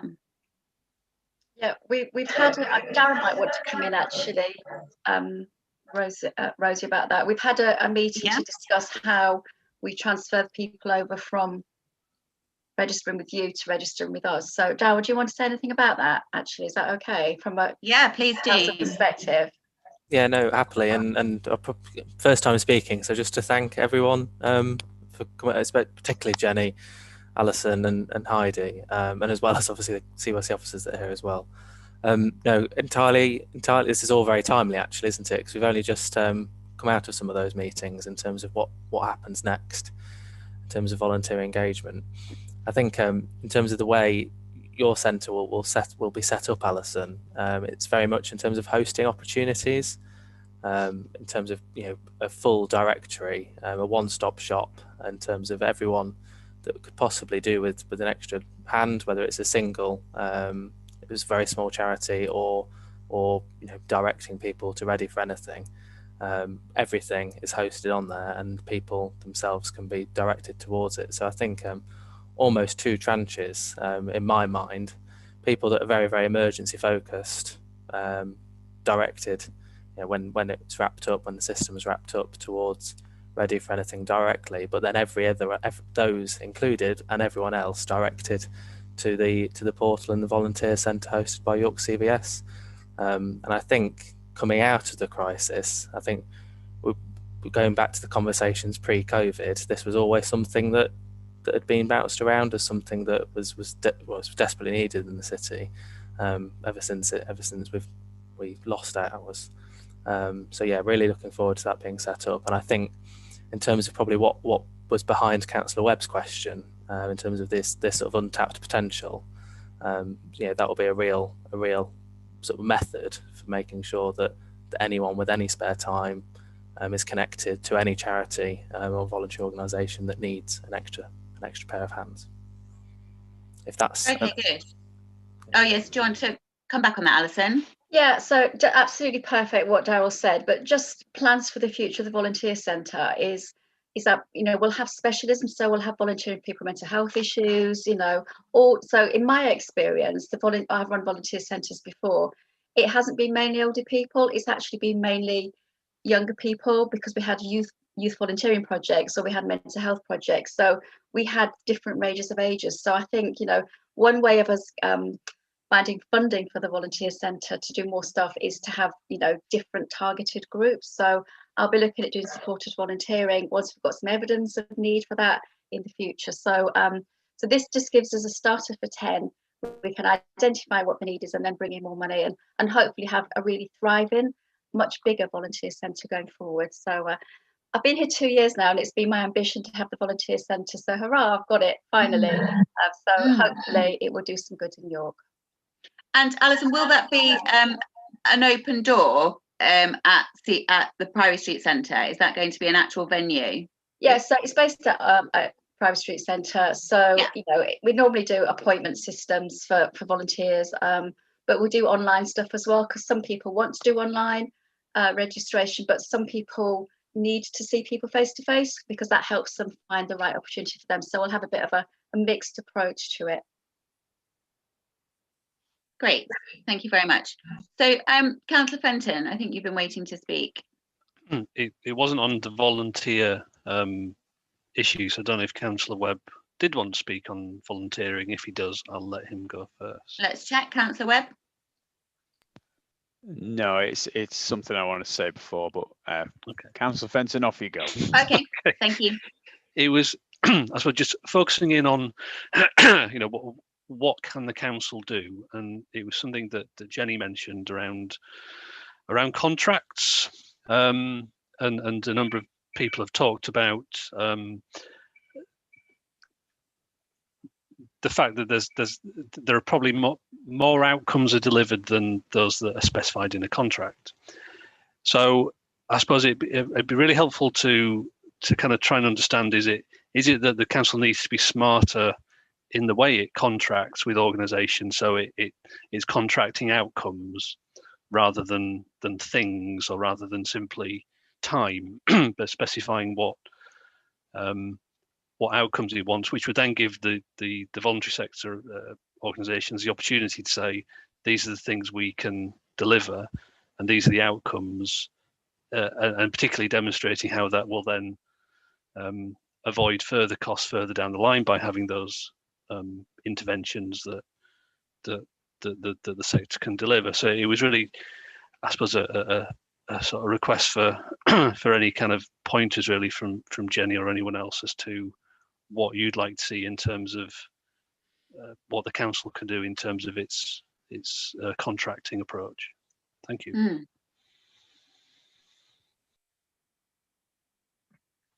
Jenny, would you like to come in there?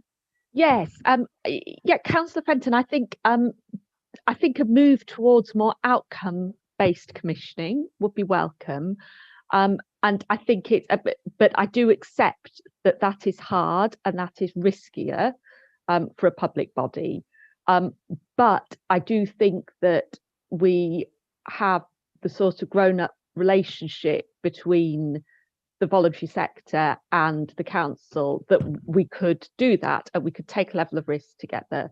So yes, I think there's partly that. I was actually focusing more on the finances, and that's speaking very much from the experience of my organisation. And I think that the council, I think, needs to be aware of weakness in the voluntary sector compared to you in terms of signing up to a financial deal over several years. And I think that if you are signing up to something which looks undeliverable and which seems too good to be true, then it is. And I think there's a duty really on you to really challenge hard when the voluntary sector is offering something that seems incredible, because we are small organisations with very limited finance functions and resources.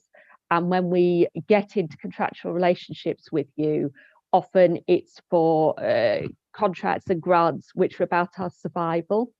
And I think just understanding where the power balance is in that, and really having open conversations about the impact of what we sign up to on our long term. That was the other piece I was talking about.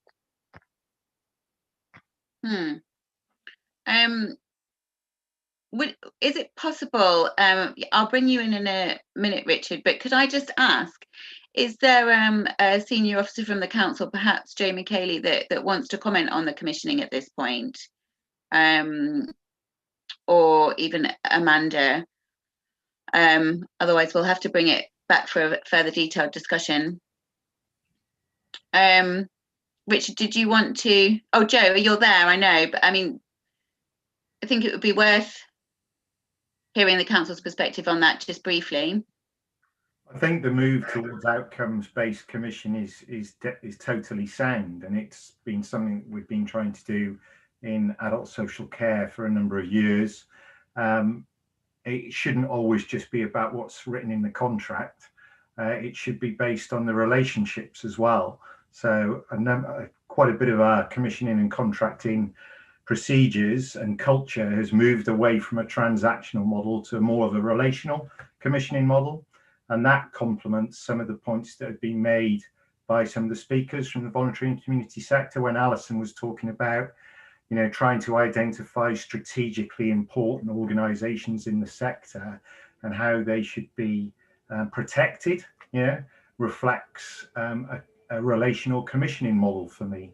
Now that can be difficult because, you know, you're having a conversation that says, well, if the infrastructure for the sector needs to be protected and sustained, there are key organisations that need to be supported and prioritised. So it's how you do that within a transparent manner that reflects an open and adult conversation. And that is also about commissioning for outcomes. But it's very much for me relational as opposed to transactional. And that's the direction for the council. Thank you. I'll bring Councillor Webb in because he's been waiting longer, but then you can respond to that, Councillor Smalley, afterwards. Bob. Thanks, Chair. I think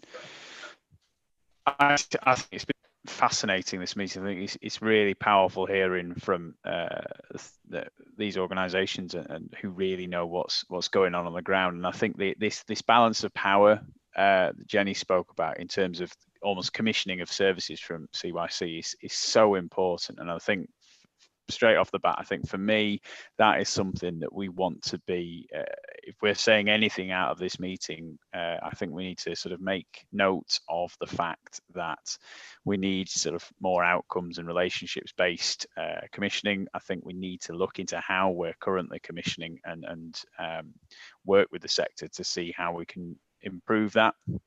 My question really is following on from sort of what Alison said earlier about strategic charities, and Joe's just mentioned it there. How do we, you know, how do you define a strategic charity? Because I mean, if there is a charity for it, then surely there is a need for something. So I suppose for me is if we're looking at this in the rounds, you know, next year in 2021, you know, Jenny said earlier on that I think, you know, we need to be supporting older people back into regular life, I suppose. That for me sounds like something that is very important, and therefore maybe we want to put that at the top of the list. But, you know, how is it that we define strategic charities in a situation like we find ourselves in? Richard, would you like to respond there? It's one of the thoughts that comes to mind, both partly out of the IVAR work, but partly out of other discussions that have been going on in the city recently. I mean, Joe was part, and so was Carl, of part of a conversation last week from the Social Care Institute of Excellence around anchor organisations within the city. It started off very much around, it was about social prescribing and around trying to understand how we make the best out of the social prescribing model that we've got in the city. But it's also got us into a conversation about anchor institutions. So if you play that out, to answer, sorry, Councillor Webb's question, if you play that out in terms of different sort of constituencies, what you end up with is a sort of little matrix that would basically say, who are the anchor institutions for the voluntary sector? Who are they for the older community? Who are they for young people? Who are they for the work community? And actually start thinking that through in terms of, it gives you some kind of guide, or it's not as sophisticated as a criteria, but it's saying if we want to think about the institutions that are here for the long haul within the city and are providing an anchor, whether it's around poverty, housing, older people, young people, disability, etc. This is one way of thinking your way into this in terms of saying, who are the organisations that we genuinely can't do without? They're the organisations that anchor different people to stability within the city. And they could be geographic, they could be thematic. It's just a way of thinking about it. But that way of thinking is already underway, because I know that Joe and others have been working on this for some time within the authority. Okay, well, that sounds like something we could pursue in encouraging that piece of work to be done about identifying the anchor organisations, and that those may then be, I hate to say, prioritised for share of funding. Do you want to come in there, Councillor Fitzpatrick? Yes, just to say that absolutely strategic. It's quite important to know who we're talking about. When we discussed this before, and we have kind of talked about this, certainly in terms of ward funding, we were thinking about, I mean, we don't want to sort of name names and prioritise people, but we did talk about Citizens Advice York as kind of underpinning, because of all the age groups that they support, that sort of organisation as being fairly strategic right across all wards, right across the city. So that's all I wanted to say on that. Yeah, thank you. And I know individual wards and groups of wards have got together to fund Citizens Advice York outreach, which is having some good results at the moment through their ward budgets. Go on, Councillor Webb. Yeah, thank you, Chair. Sorry, it's me again. It goes back on from what Councillor Fitzpatrick's just said, and also what Alison said earlier on about ward funding. You know, members on this committee will know my bugbear about ward funding and how it isn't strategic at the moment, because it's split over 21, I think it's 21 different areas, and how actually if we could move to a system where there was sort of a citywide funding almost, I think going forward that's going to be absolutely essential, really, going into 21, just because there is a limited amount of funds available. The council is relatively strapped for cash, and I use that term loosely, I know, but it's just something I do think that we're going to have to consider. I mean, if we're looking at how we can shore up anchor institutions, and I thought, Richard, that's a really good explanation for that point. And if Joe's doing a piece of work on what those anchor institutions are, and if we then can start using our ward funding strategically all together, then I think that starts to sort of not solve problems, but it certainly starts to help a little bit, and starts to build up a narrative of how we can say, all right, well, look, this is the priority area that we need to fix or deal with or help people about. These are the anchor institutions who can do that. Our role is about helping to fund that. So I think the ward funding aspect is really important. And Councillor Fitzpatrick, as a Guildhall councillor, she's told me several times that it's always Guildhall that gets asked for something, because everything's based in the city centre. Not everything, but a lot of stuff. and actually we need to be a bit more strategic about that. So I think this is, I'm really glad that, yeah, the experts have come along and sort of mentioned that tonight, because I think it is something that we need to keep referring to, and it's something that out of this meeting I do honestly think that we need to make clear in whatever we send back to CSMC or whatever we decide to do going forward. Thank you. Thanks, Councillor Webb.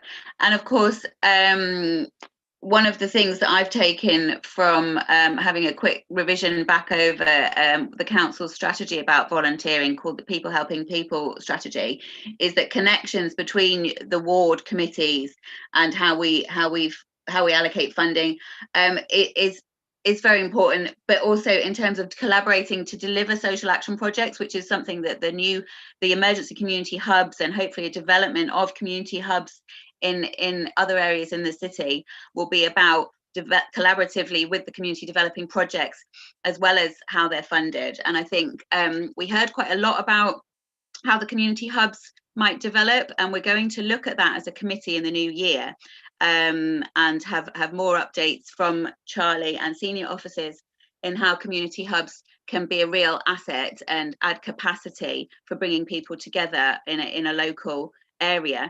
But so other people who might have seen the report about that was attached to this agenda, that was a report that Councillor Smalley approved a couple of months ago, back in October, does mention funding for where there are gaps and where there are specific pieces of work that needs to be done across the city in a commissioning fund. And we asked a month or so ago, members of this committee, that we could have a bit more of information really in details about what that commissioning fund is going to be used for. And it would be nice to share that with all councillors, and perhaps say a bit about that now. Perhaps Councillor Smalley or Charlie Croft could tell us about how that commissioning fund is going to work or has been used so far. Yeah, I'm happy to go in first. It's probably for Charlie to I guess talk about the detail of the commissioning fund, but I guess just to pick up on a few tiny things, and obviously this I completely wholeheartedly agree with a massive great deal of what's been said. And I think just I stuck my hand up earlier in the meeting, and it was just really on Joe's point on commissioning. I think there are absolutely things the council could improve on in terms of being more flexible and being more holistic in terms of how that system works. But I would just say the few examples I've seen have been quite positive, in the sense that I was aware of one small charity that is only pretty much funded through a commissioned part through the council, in terms, I think it's a children's service, and they, for example, changed their venue, and it was a higher rent, and wholesale that increase went straight in terms of what they were asking the council for as a commissioned service, so just within a matter of weeks. So I think there is good examples of that relationship working, so that the council responds to the needs of those charities. In terms of where the discussion's gone in terms of ward funding, I think we could be here all day, and every time I come to this committee, it's an item. I'm sure we'll discuss it in future meetings. I think I'm constantly in meetings, be it the voluntary sector, the cultural sector, the wider community sector, where there are, if everyone I know who's talked about ward funding applied for ward funding, it'd approach millions, I'm sure, and I think there are many pulls. And I think going back to what this system was set up for, it was never intended to I think, as all members will be aware, to solve the sort of problems we're facing today. And I think to be slightly to step back a moment, actually, when the charitable sector has lost an estimated £4 billion in revenue across the country this year, and has only been given £1 billion support from the government, then that's really to step back a second. Then I think we're all, and I know we're all as members, making our respective cases that this is a sector that needs vital support. But no, I will obviously, and I know in our last meeting, Alison, we spoke about how we need to make the systems more flexible, and continue dedicated to making sure that that's the case. And I don't want any charity to be put off just because of the way that the current system's set up. And agree with what Councillor Fitzpatrick has said in terms of the difficulties city centre wards have. But I'll pass over now to let Charlie talk about the detail of the commissioning part, and I think it's probably best to have a fuller written briefing in time, because I'm sure we won't be able to. We're already at 7:20. I'm sure we won't be able to get into all the detail Yeah, we'd no, want to that discuss. would be good to have that written briefing. Thank you. Yeah, Did well, you want to add anything, Charlie? Yeah, we'll come back to the issue of the commissioning pot, certainly with the Hub's report in January. I think just the key facets to draw attention to are the fact that it's funded from government emergency funding that came via DEFRA and was targeted essentially at sort of basic needs. So it's there to meet individuals' basic needs, primarily around food, but they did open the criteria a little bit so that it could be about other issues such as kind of immediate kind of, you know, things like financial security, financial planning, that kind of thing. And I think the way we intend to use it is about filling gaps. So I think, you know, if organisations are active in wards, you know, they should carry on applying for ward funding. And really, we should use the commissioning pot really to stimulate activity where, in particular wards or groups of wards or parts of the city, provision is not available, is lacking, and where, you know, where we want to meet those basic needs, we need to stimulate provision. And I think so to use it proactively to fill gaps is the way we should be approaching it. But happy, to come back and talk more about that in January. Thank you. Will it be okay also, I would, as we do need to move towards sort of summing up some recommendations, I'd like to propose that we do formally ask for a full briefing on that money and some examples of how it's been spent, and to reiterate those distinctions actually between how that money is, where it came from and who it's for, and to reiterate the use of ward funding and to inform groups, and, you know, just to keep sending out that message that to apply for ward funding, and how to improve that system as well. Could we all agree that we should have a briefing on that as soon as possible, really? I mean, I know you've mentioned January to look at many more issues, and a review of the community hubs, Charlie, but would it be possible, Councillor Smalley, do you think, to have that briefing on the commissioning fund fairly soon? I mean, I wouldn't be the one writing it, but I'd hope that officers could get that to you with pretty quickly, within weeks, really. And sorry, just to correct what I said on the record, I know I've put it in the chat, but it wasn't $1 billion, it was only 750 million announced back in April, in terms of charitable support. And I agree, and I think obviously one of the elements of the full council motion. Sorry, I missed that. No, go on. One of the elements of the full council motion that was passed at the last full council was a review of ward committees, and we're going to undertake that as soon as possible. Okay, right, thank you. So, Chair, I'd like to, yes, go on. Thank you. Sorry, it's me. Webb? Yeah, it's just on the timing. If Charlie's going to, give us a report or something like that, we are, our next official meeting's on January the 5th, which is a tight turnaround for poor Charlie to do yet another report. I mean, he's done wonders getting everything together today. But I and also, if you look at the work plan for that meeting, I know that's where we're going. It's looking pretty full. So I wonder if this might be something that could be something that was written and circulated to members, but we don't necessarily have to have. And then we could, we could exchange emails and have something informal in between if we felt we needed to. But it might not necessarily be something. That report on that commissioning funds, that might not be, it's not going to fit in, I think, in January. I agree. Yeah, and then actually a wider look at how we do commissioning, as Alison, Jenny and others have said today, might be something that we could agree now to sort of say, CSMC, do you want us to look at this in our next sort of scrutiny slot, or do you want us to do any work on it, or do they want to do work on it? For me, that might be something that'd be quite useful. Yeah, no, I totally agree. I was going to say that under the theme of funding and commissioning, that we could, like you say, Councillor Webb, refer it back to CSMC as a key area of priority action that CSMC could put on their list of priority topics. And if necessary, we would then ask relevant officers for a report on improvements to that system. Did you want to say something about that, Councillor Fitzpatrick, about the commissioning? I just want to totally agree with what Councillor Webb has just said. I think that Charlie has made it clear to us only recently just how hard pressed officers are, and they are, and we're very appreciative of the work that they do. So I think that get anything, we need to give them time to be able to get it. And also that when we go on, as we're going to now, to look at the forward plan, we have got some fairly substantial things coming up in January anyway. Sure. Okay. Thank you very much.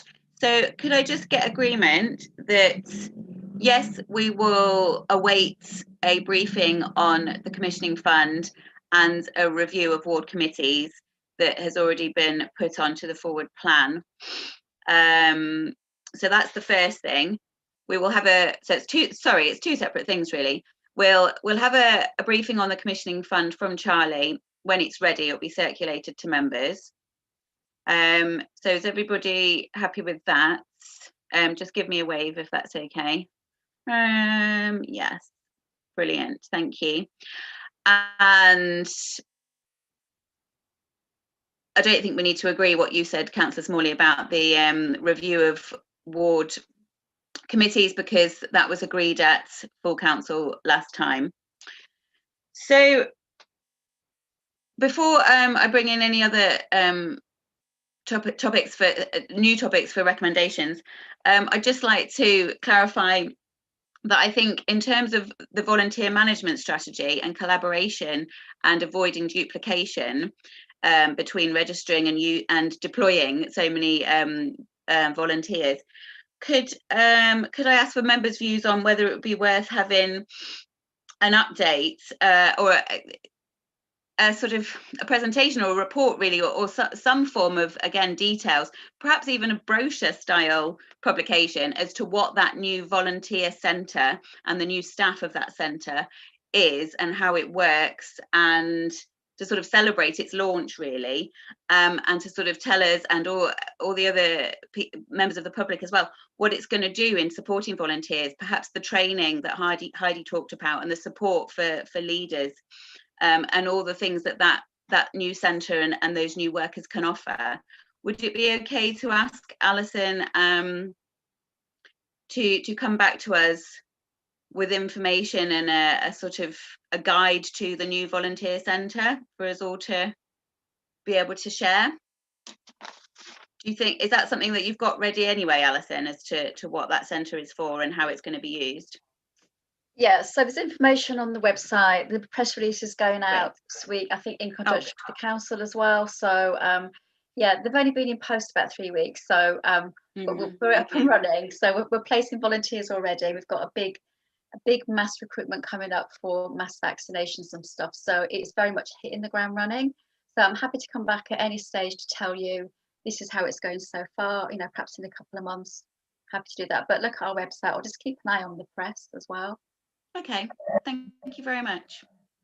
Councillor Fenton, did you have another thing to bring to the table? No, I was just going to say that sounds like a good idea, but also if Alison, if there's anything that we as members can do in terms of raising awareness of the volunteer centre, and if there are any, if we can help publicise the work that's being done and celebrate it as well, then yeah, do let us know, and we'll. And I've just seen the calling notice for the CVS AGM, so hopefully you'll get a decent turnout of councillors at that, and then we can go and evangelise after that. Can I just say the main thing we need is for the organisations to register with us, because we haven't had a volunteer centre for so many years. It's just like getting them used to the fact that we can help you. So I know Jenny's registered all the Age UK stuff with us, but if you talk to organisations or charities in your area, just ask them to go on the website and register. And that's for trustees, any type of volunteers that they need, just ask and tell us, and we'll get it sorted. So that's probably, and I'm looking at Charlie, perhaps. I know community involvement officers have a list of ward team members, and that's many of those are charity and voluntary organisations. So maybe a communication out to those organisations from the CIOs would be a good thing to help spread the word. Yeah, absolutely. Sensible. Thank you. Okay, thanks, Councillor Fenton. Can we put that down as an action point then, that the communities team, the community involvement officers of each ward will receive, will be encouraged to find out that information about what's on offer from CVS Volunteer Centre and cascade that down to organisations in their wards. Okay, Councillor Webb. Thank you. It's just in the moment where we're sharing information and spreading it more widely. I mean, it's something that people said earlier on was the amount of lost revenue in terms of venue hire and things like that. I assume that CVS will have a list of this, or council might have a list of this, but maybe it would be good to get a list of venues that are run, by charities, and what space they've got available, that again could potentially be shared with different ward committees and things like that, or different organisations, so that we could be advertising and help advertise those venues for when we can. I know now might not be the time, but when we can actually meet in those venues, we could actually, provide some room hire, and that might sort of start to help. And so if we could advertise that, that'd be good to do. So if we have that list available, it'd be good to sort of share around. And finally, maybe it might be something that, again, when council and councillors could potentially meet again in real life, we might want to think about how we use some of those venues to support them as well. So, because that could be something that we could all do that would just be a little bit of a boost. So yeah, I think if we could maybe just share a list of venue hires and things like that. You've reminded me, Councillor Webb, of something I wanted to ask Alison. You mentioned in your report that there was a survey that you'd done or that you were doing about the local offer. And I wonder whether that is something that is still underway, or whether it's finished now, as to what services are out there to support people, which probably does include venues.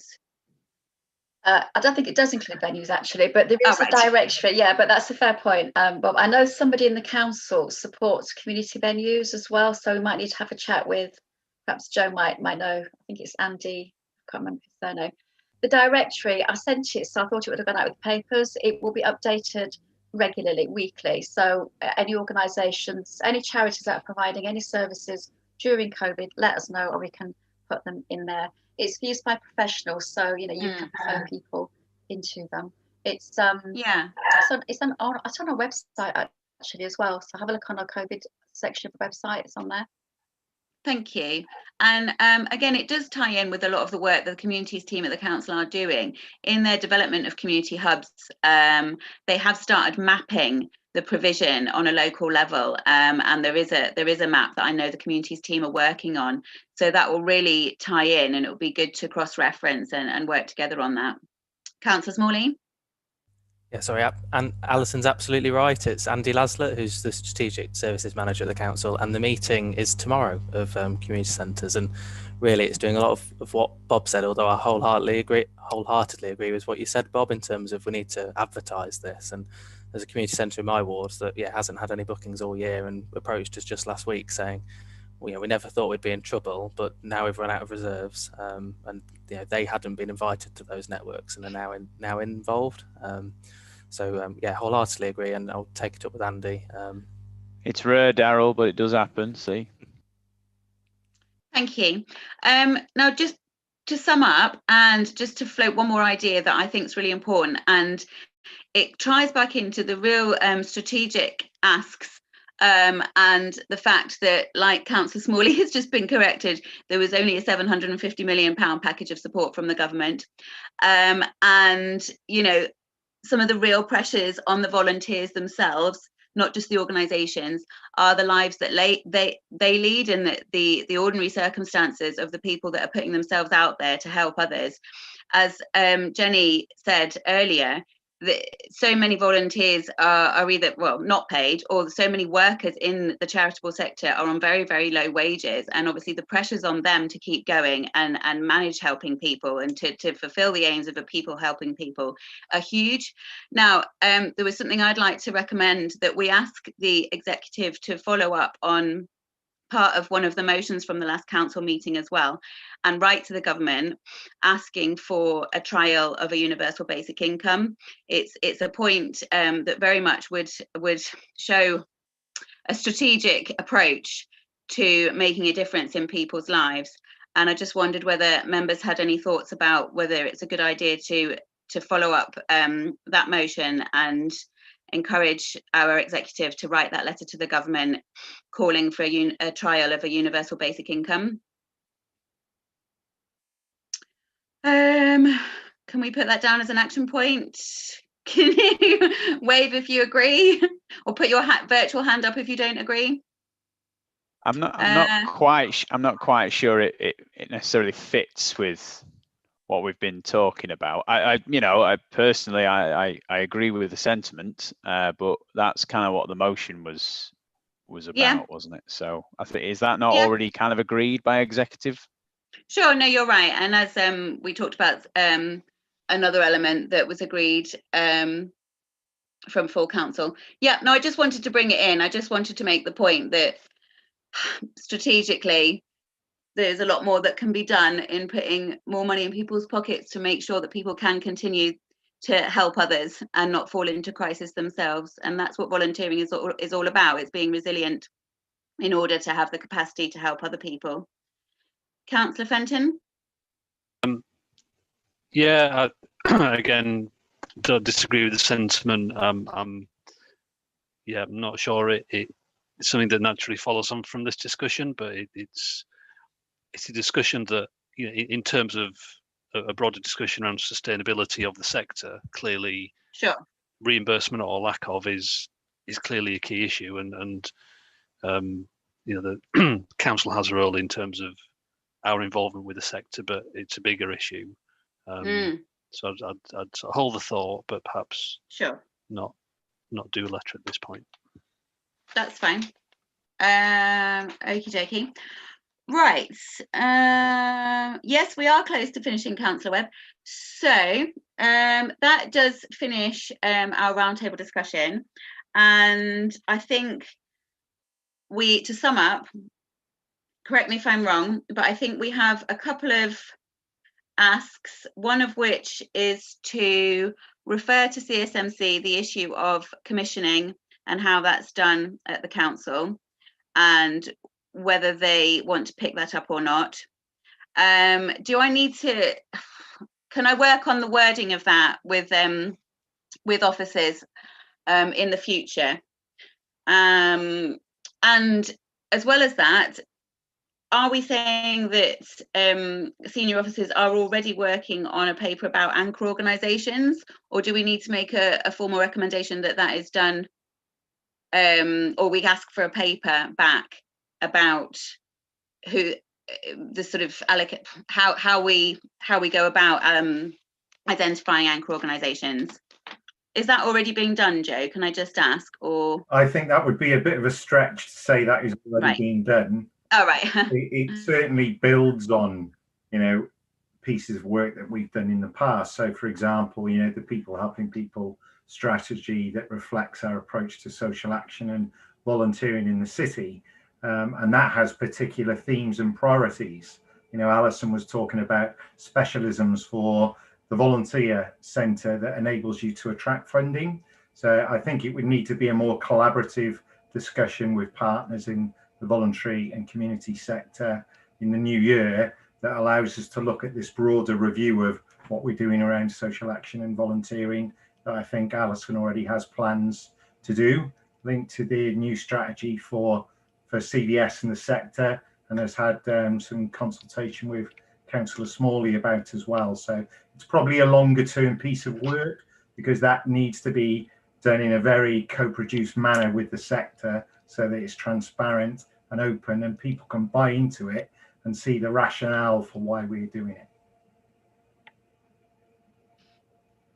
Okay, thank you. So we won't make any formal recommendations on that from this committee right now, but we'll put that as noted. Councillor Webb, did you want to say something? And we'll move on to work plan. Yeah, and I know I'm holding myself up now. I was, Alison, what were your thoughts about that? Because I think it's something that's going to be needed next year, isn't it? So how can we help? I think they're talking at cross purposes. I think what Rosie was talking about was identifying anchor organisations who you might want to consider making sure they don't disappear. And I think Joe's talking about volunteering strategy, I think. So we are looking at replacing the people helping people strategy because it's a bit outdated now. But we want to link that to our York CVS strategy, which you're all invited to join in with the consultations. So that will be coming out. We're doing that now. Once we've done that, coming from that, we want to do a volunteering strategy and perhaps link it up with the 10-year city strategy as well. So we're looking at linking up all the strategies together. So volunteering is on the radar. And that's, I think, what Joe was talking about co-producing something. But I think there's two separate things we're talking about. Does that make sense? Yes. So sorry, can I just check with members, do we still think that it's a priority that from a council perspective, we identify some anchor organisations that we would support? Yes, definitely. I think, and I think that will be a piece of work that maybe CSMC or they might want us to do that in the new year. And that could be something that we could do quite early on as sort of one of our forum meetings. I think that'd be a really valuable exercise. And of course, Alison and others could be welcome back to a meeting like that so we could discuss it with a bit of knowledge. Sure. Okay. Councillor Fenton. Sorry. Excuse me. Yep, I think that would lend itself to a forum discussion in terms of just going back to kind of Joe's point about around transparency. I mean, if I had to come up with the list of who do I think are the anchor institutions, I think if we all did, I think there'd be some similarity. But then I think we'd quickly find, well, what are our terms of reference? So I think it'd be really interesting and useful discussion to have, which I would hope will help inform the bigger piece of work that Joe mentioned, that would be a co-production with the CVS and the wider sector. But I think it would be a really interesting discussion to have in terms of from what perspectives we're all coming from in terms of listing those organizations that we're saying under no circumstances must any of these organizations be allowed to fail. I think that would be an interesting discussion to have. Sure, thank you. Okay, well, we'll put that on our list of potential topics for the work plan. Councillor Barker? I do like the idea of the anchor. My only concern is I'd hate to see some of the smaller organisations fall to the detriment of that, and I'll also be very aware of an open agenda to make sure everything was open, transparent, and people weren't batting for their own cause. But if that can be agreed, and we're all we're all on the same song sheet, then yeah, I would support that wholeheartedly. Thank you. Councillor Daubeny? Daubeny, please. Councillor Daubeny. Daubeny, thank you. It's maybe a way to approach this is to start with the groups of vulnerable people, which we feel are most in need of support throughout the city. And that might lead us to those key charities which are supporting those groups. It might be a way of sorting out some of the difficulties that other members have mentioned, making sure we also pick up the small niche providers. Just a thought. Thank you very much. So that does obviously link in very nicely to saying what will our work plan be for the next upcoming meetings of this committee. Please, if anybody that doesn't need to be involved in a very brief work plan discussion want to say goodbye now and leave, please feel free to do that. But I do think we can wrap up fairly quickly. The work plan is on the back of your agenda papers. Our next formal public meeting, bye-bye, Carl, if that was a wave. Thank you for your participation. Thanks. Our next public scrutiny meeting is our scheduled slot on the 5th of January. And then we are fine to have an intermediary informal forum amongst ourselves, perhaps a month or so after that, February or March. And then April is the next formal committee. So there are large gaps, and we do need to be very responsive to different priorities that come up, and also bear in mind that CSMC is going to be overseeing the work plan of all the scrutiny committees, and therefore our priorities will be discussed at CSMC as well, just in the same way as this specific commission slot focused on voluntary sector at the request of CSMC. So just I'll run down the January agenda is to receive a safeguarding report from the new independent scrutineer of children's safeguarding. So then we will also have the statutory presentation of the SACRE report, which is about religious education. We've invited Steve Flatley to present the NEAT report, the people not in education, employment or training, which was agreed as a priority by members, to talk about that. Number 4 on the list of your documents isn't happening because that's been decided as more important to come later in the year from York Learning, perhaps in June. But the other substantial item on that agenda for January is picking up on our, again, agreed priority for this committee, which is youth mental health and how we can build resilience in schools and the education services in terms of supporting youth through mental well-being. And John Tomset is joining us for that discussion. So out of that, we will then be able to reprioritise and see what we want to talk about our next forum informally. But I will also note that one of the topics for that could well be coming back to this discussion about prioritising support for which key anchor organisations. So that might be something we're able to discuss throughout February and March. So unless anybody has any comments or questions about that agenda, yeah, I do. I think the best, yes, please. Do you have something to say about the January agenda then, Councillor Fitzpatrick? Yes. Okay. Yes. That's what I've been waiting to say. I think all it's such an important agenda. All of those things are really important. So I'm pleased that one of them is not going to be there. Certainly safeguarding, I mean, that's massive. And Maggie Atkinson's previous role obviously is very important. SACRE, I'm involved in that anyway, and that is important. We have to give each of these people time, because I think, they're all important. It's a shame they're all on at the same time. The NEAT report has got some very stark things that we need to consider. So that will need quite a bit of conversation, I would think, about some of those things. And clearly the last one, if we've got John Tomset coming to talk about mental health resilience, and that is clearly something that we've been concerned about for a long time. I just think there's an awful lot there in January, all very important, all requiring a lot of attention and time. Do they, I mean, that obviously has been thought through. We're going to have enough time to do all these, are we?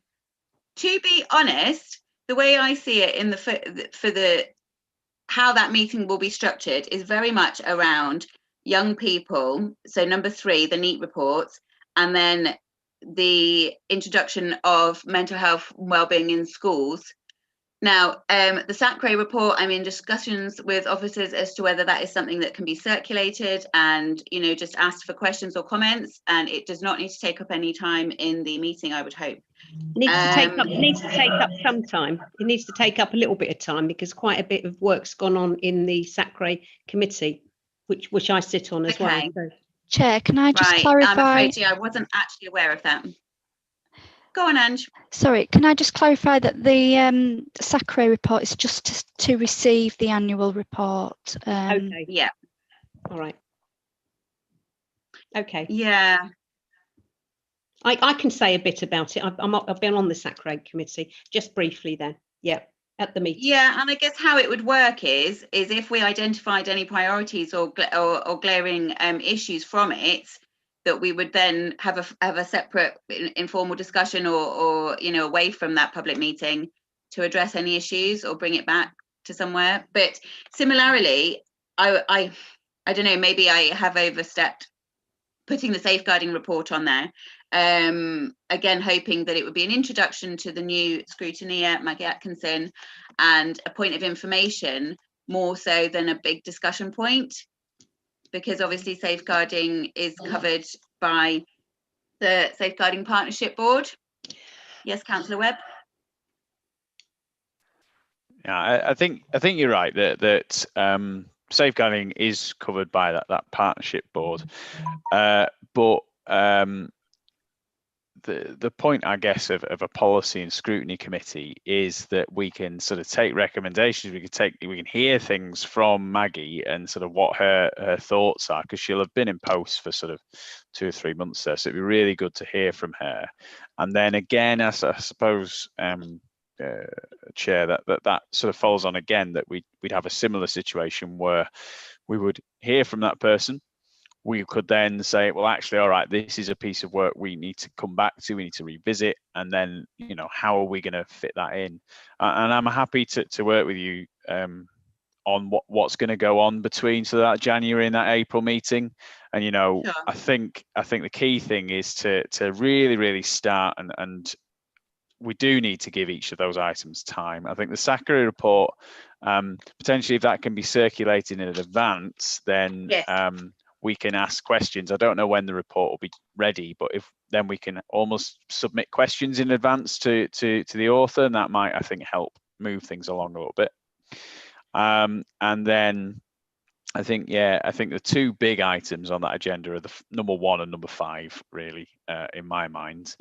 The Your Learning report, I'm not taking away from that, Charlie, but no, it's not coming at that meeting. Exactly. So I'm just saying that for me, number 1 and number 5 are the 2 key things. But then number 3, you could have a meeting all to itself on that one. So I think I'm happy to sort of work with you. The reason we put number 3 on was because I know it has almost had quite a lot of not public airing, but it was presented at the Human Rights and Equalities Board, and then we agreed last time we all met on Councillor Fitzpatrick's recommendation that it should also have a public airing. So that's why we've put it on there, and I think we might just have to manage it. Can I say on that the NEAT report is really important, and some of the things coming out of that we really do need to consider. So that's why I asked it to come forward. I didn't realise it was going to be such a large agenda. But anyway, as we're saying, and I see that Ange has just put in there about SACRE. SACRE, we're meeting tomorrow, so we can sort that out tomorrow on that. But the NEAT thing is important, safeguarding clearly. And also on that safeguarding bit, can I just bring up what I said at the very beginning? If we could have clarification as soon as possible about the structure now on that side, on the children, the education, the social service side, exactly who is doing what underneath Amanda with the people brief. That is important, and safeguarding does sit with this committee just as much as anywhere else. It's probably one of the most important things we do. So we need to know. We need to know who those people are in post before we listen to that report in January. Great. Well, that's a perfect opportunity for Amanda just to give us a very quick update on that now, please, if you don't mind. Yeah, no problem. There's no changes underneath in the structure that sits beneath me. So all that's happened is the 2 parts of the department of the directorate have come together. So the 5 ADs that are in the directorate still remain with their same portfolios. Thank you. Thank you very much. And I have also, outside of any formal, in discussion with Amanda, I think we've agreed that we are going to look for an update from her on aspects of the social care improvement journey, and a fuller update from Amanda is going to be available at a forum probably in March as well. So that is coming. Okay, so I think we probably managed to cover everything of an urgent need right now, unless anyone has actually any urgent business that they were bringing up. No. Okay, thank you so much for your time, for sticking with us, Charlie and Amanda, and for all members' contributions, and Councillor Smalley. And yeah, see you all again soon. Thank you for coming.